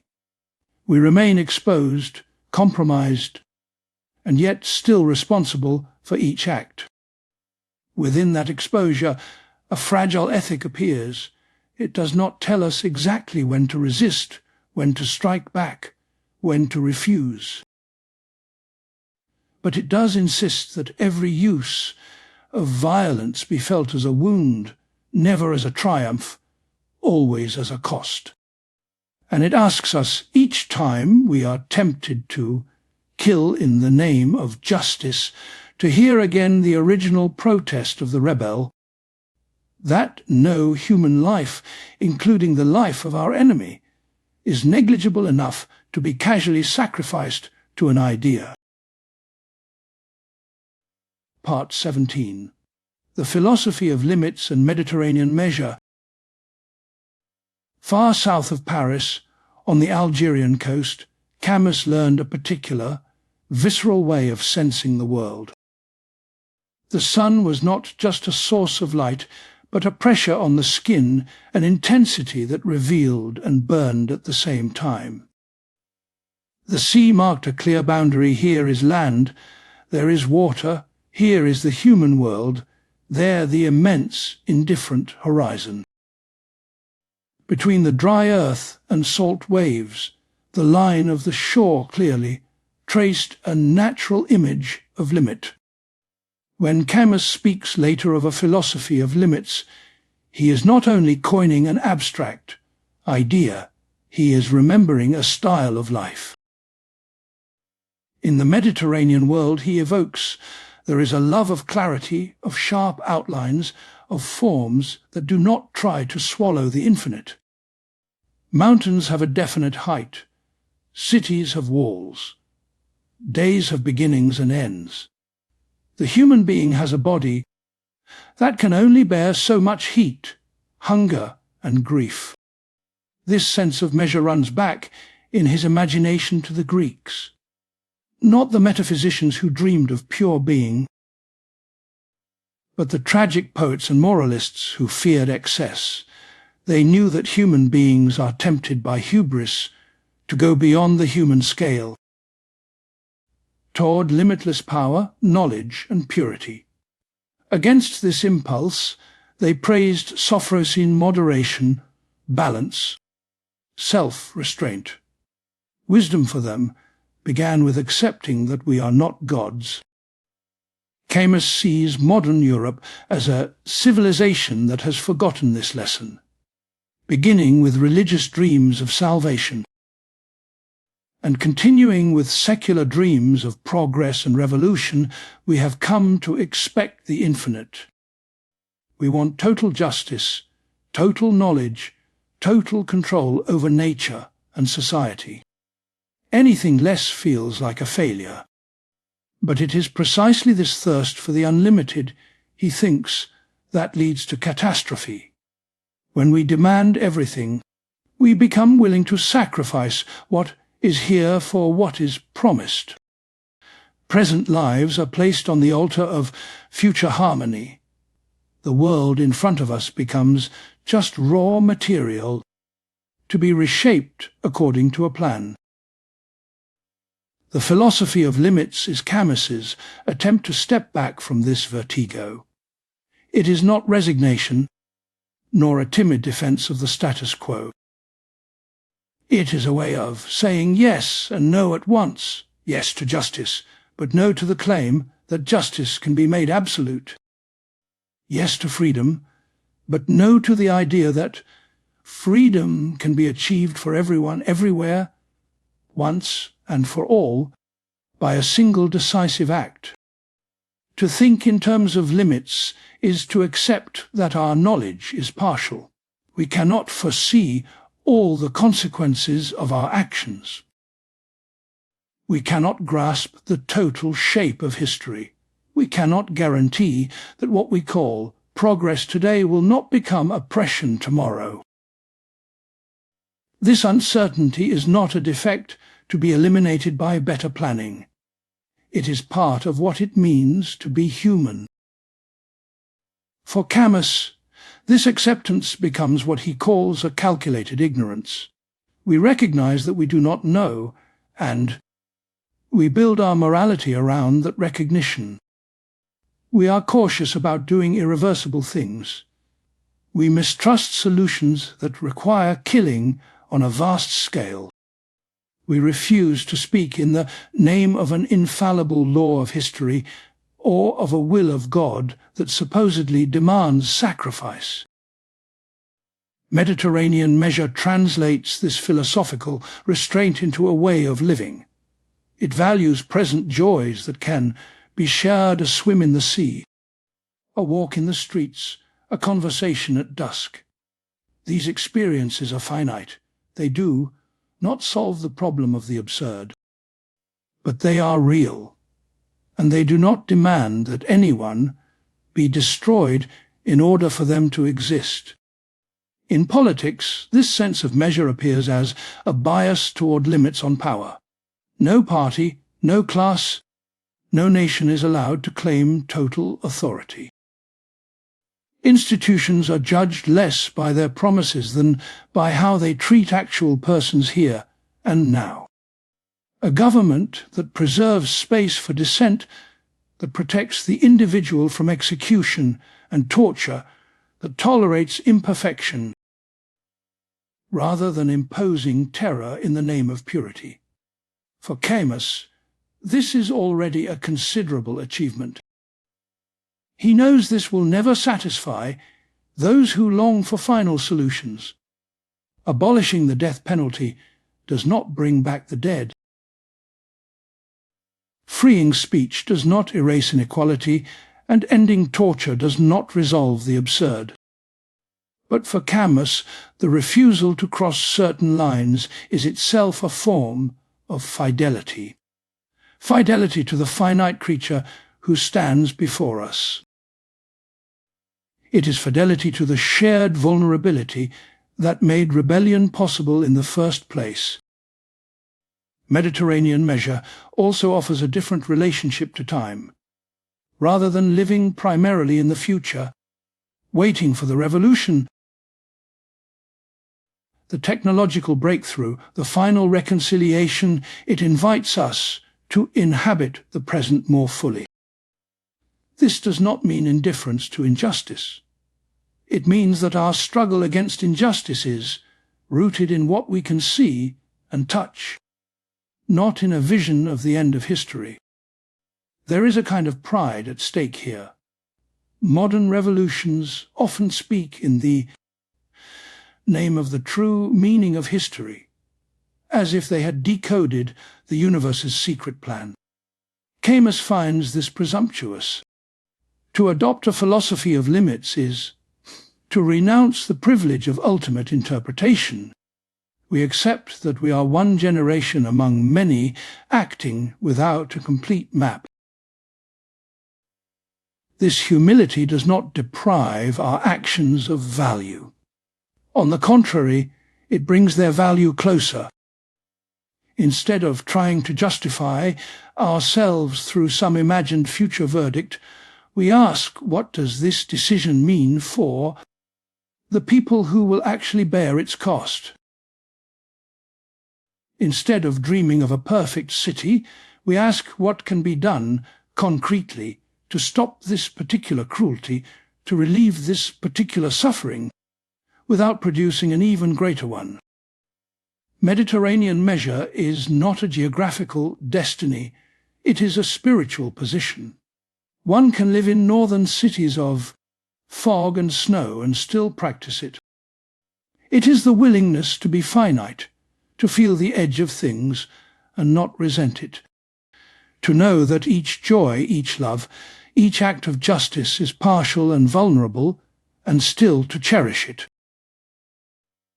Seen in the light of Camus's overall journey, this philosophy of limits is the ethical translation of his starting point in the absurd. If we cannot appeal to a higher meaning or a final judgment, then we must stay close to what appears, to what is given.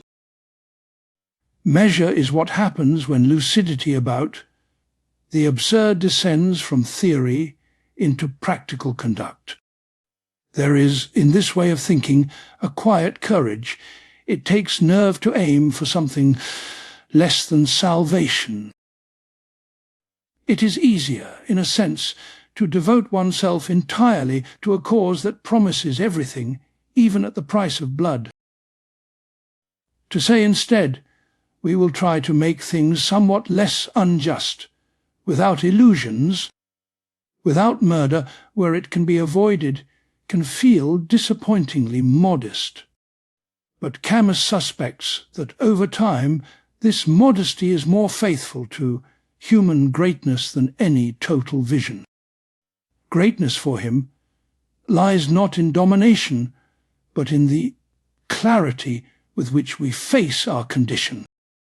It lies in the refusal to turn our longing for unity into an excuse for destroying what is actually before us. In the burning light of the Mediterranean, objects cast sharp shadows. The line between land and sea is distinct. The human being, too, has a contour, a philosophy of limits, and the measure that goes with it is an attempt to preserve that contour. It aims to prevent us from dissolving into dreams of infinity or into the machinery of history. It asks that we remain what we are: finite, fragile, capable of love and of harm, responsible for each step we take along the narrow strip of shore where our lives unfold. Part 18. Guilt, Hypocrisy, and the Judge-Penitent. Another figure steps into Camus's landscape long after Sisyphus has disappeared into the mountains and the rebels have gone silent. He is not a hero, not a martyr, not even a victim. He is a man in a bar talking. His name is Jane Baptist Clements, and he calls himself a Judge-Penitent. Through him, in the fall, Camus turns from grand dramas to intimate conscience. We meet Clements in Amsterdam in a dim bar called Mexico City near the docks. The city is foggy, flat, crisscrossed by canals. It stands, in Camus's imagination, as the opposite of the bright Mediterranean light. The air is heavy, reflections multiply on the black surface of the water. It is a good place, he suggests, for a confession. Clements introduces himself in a friendly, almost charming tone. Once, he says, he was a successful lawyer in Paris, a defender of widows and orphans, a man known for his eloquence and his good works. He helped the weak, spoke against injustice, enjoyed a spotless reputation. He delighted in his generosity, his courage, his ability to denounce wrongs. But as his monologue unfolds, we realize something has cracked inside this image. A mysterious laugh entered his life one night on a bridge over the Seine. He had failed to respond to a desperate cry. A woman had thrown herself into the river. Clements heard the splash and did nothing. He walked away. Days and nights later, that same mocking laughter seemed to follow him through the streets of Paris and into his dreams. The event is simple, almost ordinary in its horror. Many might walk past someone in danger, telling themselves they could do nothing. But for Clements, this moment becomes unbearable. It exposed a gap between his self-image as a generous advocate of justice and the reality of his fear and indifference. From then on, he began to notice other details that do not fit his portrait of virtue. The pleasure he took in being admired, the little calculations that shaped his acts of charity, the way he arranged his courage so that it was always visible but rarely at real risk. He saw that his devotion to the oppressed was tied to a secret taste for superiority. He liked to stand above others, offering them moral and legal protection. Guilt for Camus is thus double. He feels guilty for what he did not do on the bridge. But he also feels guilty for the elaborate edifice of self, justification he built around his life. The first, guilt, comes from a specific failure to act. The second comes from the discovery that his entire identity as a good man may have been a kind of hypocrisy. Instead of confessing in the usual sense, seeking forgiveness, trying to repair, attempting to change, Camus takes another path. He invents a new role for himself, the Judge-Penitent. He will accuse himself endlessly, in front of others, and in doing so, he will also accuse them. His confession is not a movement toward innocence, but a way of trapping everyone in guilt together. The mechanism is subtle. As Camus tells his story, he reveals his vanity, his lies, his cowardice. He comes across as repellent and oddly honest at the same time. The listener in the bar, and by extension the reader, is drawn in.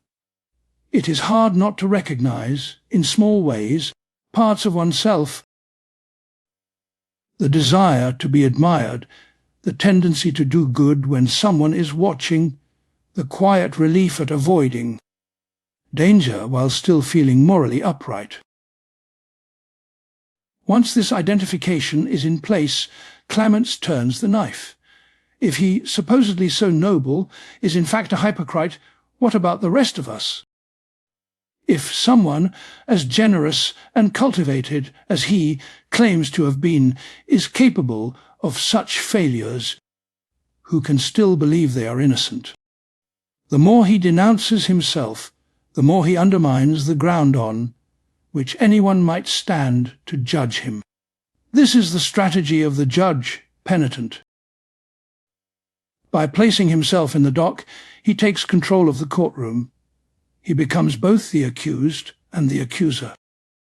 He confides, but each confidence is also a test, a trap, an invitation for the listener to see themselves in him. If they do, they lose the right to condemn. If they do not, they reveal their own hypocrisy. Camus is not simply describing one man's psychological twists. Through Camus, he explores a broader condition of modern humanity. In a world without a transcendent judge, without a God who decides good and evil, we are thrown back on our own judgments. We still thirst for innocence, for a clear separation between the righteous and the guilty. But we also know, if honest, how compromised we are. The result is a peculiar mixture of moral posturing and inner doubt. We denounce, protest, and signal our virtue, sometimes loudly. At the same time, we suspect our motives are mixed, that our indignation contains vanity, that our generosity hides self-love. Camus embodies this split. He is at once prosecutor and defendant, proud and abject. Camus refuses to let us resolve the tension by declaring Camus simply a monster. He is repellent, yes, but also strangely familiar. He is, as critics say, everyman and a distorted self, portrait of Camus himself, perhaps of his rival Sartre. The point is not to identify him with any one real person, but to show how guilt and hypocrisy weave together in the souls of those who still care about justice after the collapse of traditional religion. The temptation in such a world is either to deny guilt altogether or to drown in it. On one hand, we might insist that our cause makes us innocent, that whatever we do in its name is justified. On the other hand, we might come to believe that everything we do is contaminated, that there is no honest action, only layers of self-interest and calculation. Camus chooses a refined version of the second path. He embraces his guilt, but turns it into a spectacle, a performance that still grants him a certain superiority. Camus's response is quieter. He suggests another way of living with guilt, not denying it, not dramatizing it, but acknowledging it as part of the human texture. We will fail. We will fall short of our own standards. We will discover again and again that we are not as pure, brave, or disinterested as we hoped. The question is what we do next. If we follow Clements, we may take shelter in a universal accusation. We are all guilty, he implies, so who are you to blame me? This levels the moral field, but only by making genuine responsibility impossible. If everyone is equally compromised, then no particular wrong can be named, no concrete repair demanded. Camus's ethic of limits suggests the opposite. We are all compromised, and yet we remain answerable for particular acts. Guilt is not a final identity, but a recurring experience that calls for lucid attention. Instead of turning it into a weapon or a theatre, we can let it remind us of our shared fragility and capacity to hurt. It reminds us of our need for a humble, patient kind of justice. The figure of the Judge-Penitent mirrors political temptations from the rebel. Just as revolutions justify murder in the name of future purity, individuals sometimes use their own guilt to escape the hard work of concrete responsibility. They either declare themselves saints or condemn everyone at once, leaving no room for real change. Against this, Camus places a simpler, more demanding stance: to stand in the middle of our contradictions without trying to escape them through grand narratives. Whether of history or of personal psychology, we are neither innocent nor damned. We are beings who fall, hurt others, lie to ourselves, and who can also sometimes see what we have done and try quietly to do better. In the fall, there is no catharsis, no final absolution. Clements keeps talking. The canals of Amsterdam remain dark. The laughter that haunts him never fully stops. This lack of resolution is not a flaw, it is its meaning. Camus is showing us a soul that cannot bear ambiguity, and so transforms it into a role, a mask, a twisted form of mastery. What he invites us to consider, by contrast, is the possibility of a more modest honesty, to admit our hypocrisy without making it glamorous, to accept our guilt without using it to control or accuse others, to recognize that we will never completely rid ourselves of impulses that threaten to wreck our lives, and to live with them watchfully instead of pretending they can be exercised once and for all. In this way, the Judge-Penitent becomes a warning. He is what happens when the desire for moral purity, frustrated and disappointed, turns into a corrosive lucidity that spares nothing and no one, not even itself.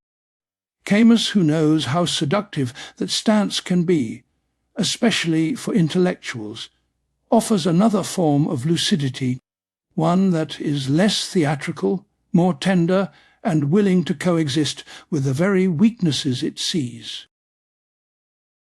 We end, then, not with a cleaned conscience, but with a clearer view. Our lives, like Clements's, are made of tensions and dilemmas that cannot be fully solved. The task is not to find a way out of them, but to inhabit them without self-deception, without cruelty, and without the comfort of thinking that we, unlike others, finally stand outside the fall. In recent years, the world has felt strangely familiar and utterly foreign at the same time. Streets once crowded fell silent, borders closed. Sirens, daily statistics, and improvised rituals of mourning entered our routines. A virus, something we could not see, rearranged our lives and our sense of what is normal. It is in moments like these that Albert Camus returns to us with unusual clarity. His novel, The Plague, is not a prophecy in the literal sense. The details differ. The medicine is older, the town is fictional, the context is war-torn Europe. Yet the ethical landscape he sketches feels uncannily close to our own. A community suddenly cut off, fear moving faster than facts, arguments about responsibility, sacrifice, and freedom. The uneasy discovery that catastrophe does not only happen elsewhere, in history books or distant countries, but here now, in our own bodies and streets. For Camus, a plague is never just a medical event. It is a concentrated form of the absurd. A disease appears for no moral reason, strikes the kind and the cruel alike, and resists our need for justification. We search for patterns. We ask why this child, this parent, this nurse, and not another. The universe does not answer. It gives us statistics and chance, mutations and contact networks, but no final meaning. Religious and ideological voices rush to fill the silence. In The Plague, Father Panelox first announces that the epidemic is a punishment for sin. Later he speaks of a mysterious divine will. Innocent suffering cannot be explained away. In our own time, we heard versions of both responses. Some saw the pandemic as retribution for moral decay. Others folded it into a story of destiny or purification. Still others turned to a different faith, believing history and technology would save us. Camus does not simply mock these reactions. He understands the human need that drives them. Catastrophe deepens the wound of the absurd. It confronts us not only with mortality, but with the apparent indifference of reality to our values. It is tempting to cover this void with explanations, to treat suffering as a lesson, a test, or the cost of some grand future. Yet he insists that an honest ethics must begin from a refusal of such consoling stories. A child's death is not a test. A mass grave is not a step toward redemption. There is no hidden tribunal where all this will finally make sense. What remains, then, when we strip away those comforts? In Oran, the fictional town under quarantine, Camus answers in the most modest of terms. A few people decide to do their jobs. Dr. Rieux continues to treat patients, knowing he cannot save the town in any final sense. Taru organizes sanitary squads, not because he believes in a glorious future, but because people around him are dying. Rambert the journalist abandons his plan to escape and rejoin the woman he loves, and instead stays to help. None of them become saints or saviors. They stay, they work, they endure. This is ethics, stripped to its bare frame. No promise of heaven, no guarantee of historical progress. No belief that the scales will one day balance perfectly. There is only the stubborn decision to limit suffering where one stands. Camus calls this common decency. It sounds unimpressive. It does not flatter our desire to be heroes. Yet, in a world without appeal, it becomes a kind of quiet heroism all the same. It is the daily practice of revolt against indifference, carried out with a sense of limits. The idea of limits is crucial here. Throughout his work, Camus fears the moment when revolt loses its sense of measure. Plague and catastrophe do not only inspire solidarity, they also breed fanaticism. Fear looks for culprits. Uncertainty searches for a strong hand. We begin to tell ourselves that because the threat is enormous, any means are justified in fighting it. During wars, revolutions, and even public health crises, we hear the language of necessity. Sacrifices must be made. Some lives, it is implied, are negotiable for the sake of others. In The Rebel, Camus examines this temptation in the political sphere.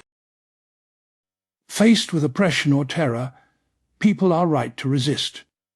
But when rebellion becomes revolution in the grand, metaphysical sense, when it claims to speak in the name of absolute justice, or the inevitable course of history, it begins to excuse unlimited violence. Mass executions, bombings, indirect killings planned from far away, all are defended as necessary steps toward a radiant future. The cruelty of the present is repackaged as an investment in a better world. Against this logic, Camus proposes extreme and uncomfortable conditions for any act of political killing. The target must be a genuine tyrant, not a symbol or a representative. The act must avoid harming innocents.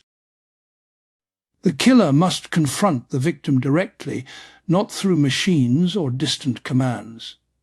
And most demanding of all, the killer must be ready to give their own life in return, acknowledging that they have crossed a fundamental line. These demands are so strict that they condemn almost every form of modern terrorism and state violence. No mass killing, no anonymous deaths, no killing for an idea of the future. Seen from this angle, ethics in catastrophic times is as much about what we refuse as what we do. We refuse the seduction of purity, the fantasy that our cause is so just it erases guilt. We refuse explanations that turn victims into lessons or expendable pieces on a historical chessboard.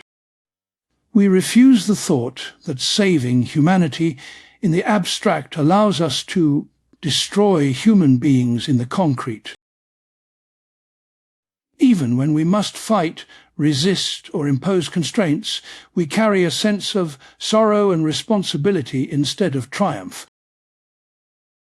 This is where Camus becomes what some have called a chastened humanist. He does not abandon the language of right, freedom, and truth. On the contrary, he clings to it when others declare it naïve. But his humanism is stripped of illusions. He knows that we are capable of cruelty, that our revolts can mutate into domination, that our knowledge is limited. He neither worships humanity nor despises it. He asks that we protect human dignity while never forgetting our own capacity to betray it. During the COVID-19 pandemic, many readers turned back to the plague searching for guidance. What they found was not a manual, nor a set of rules, but a mood and a stance. Quiet perseverance in hospital corridors, workers doing essential, often invisible jobs, neighbours leaving food at doors, calling the isolated, wearing masks not out of fear for themselves but care for others. These actions did not erase injustice, nor did they excuse political failures. But they embodied what Camus saw as our best response to a world we do not control, to act with decency, together, without expecting absolution. From Camus's perspective, an ethic for times of plague and catastrophe might rest on several simple, demanding attitudes. First, lucidity. We name what is happening without dressing it up. A virus is not a punishment. A war is not a sacrifice demanded by history. A flood or fire is not a cleansing of the earth. They are facts often linked to human choices, negligence, or violence, but not messages from beyond.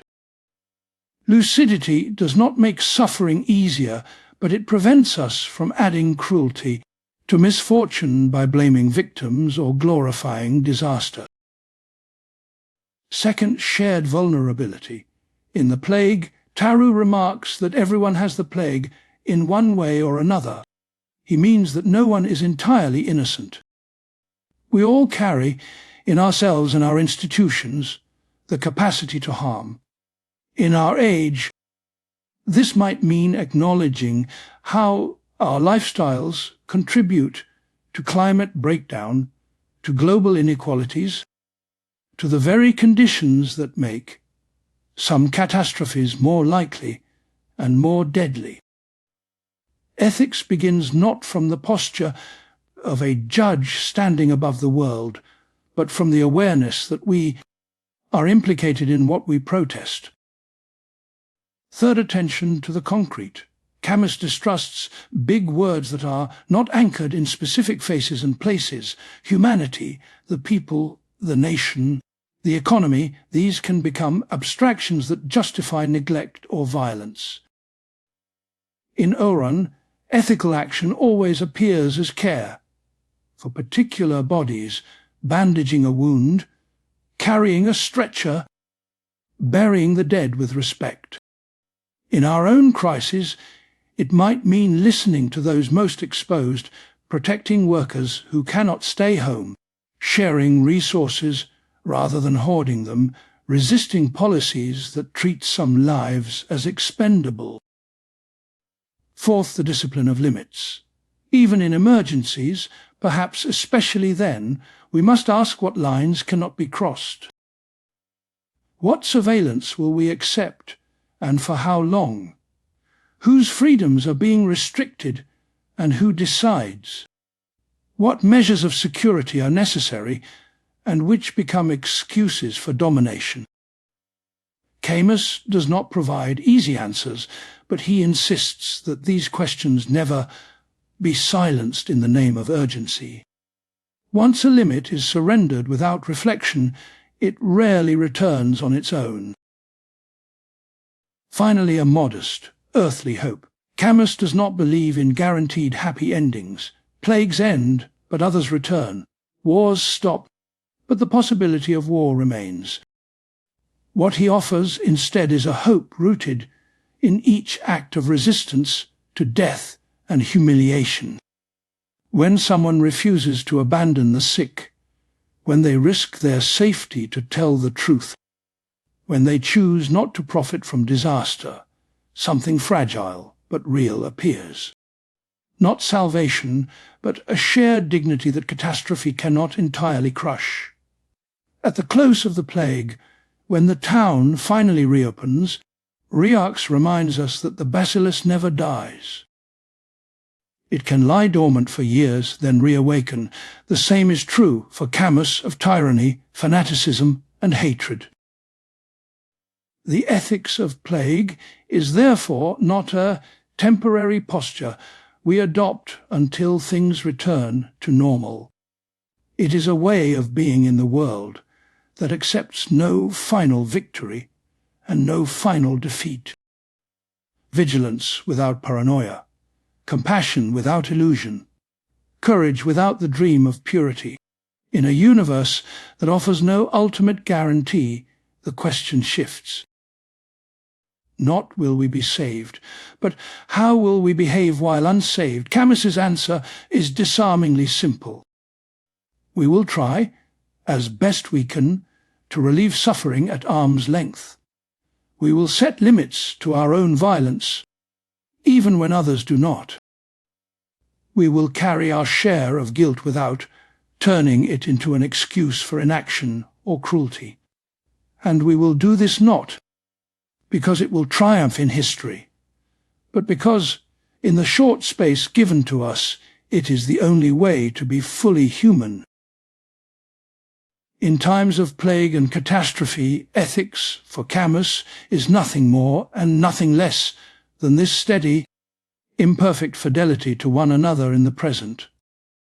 A refusal to abandon the sick, a stubborn insistence that no cause, however grand, licenses us to forget the simple demand that one person not be treated as a thing.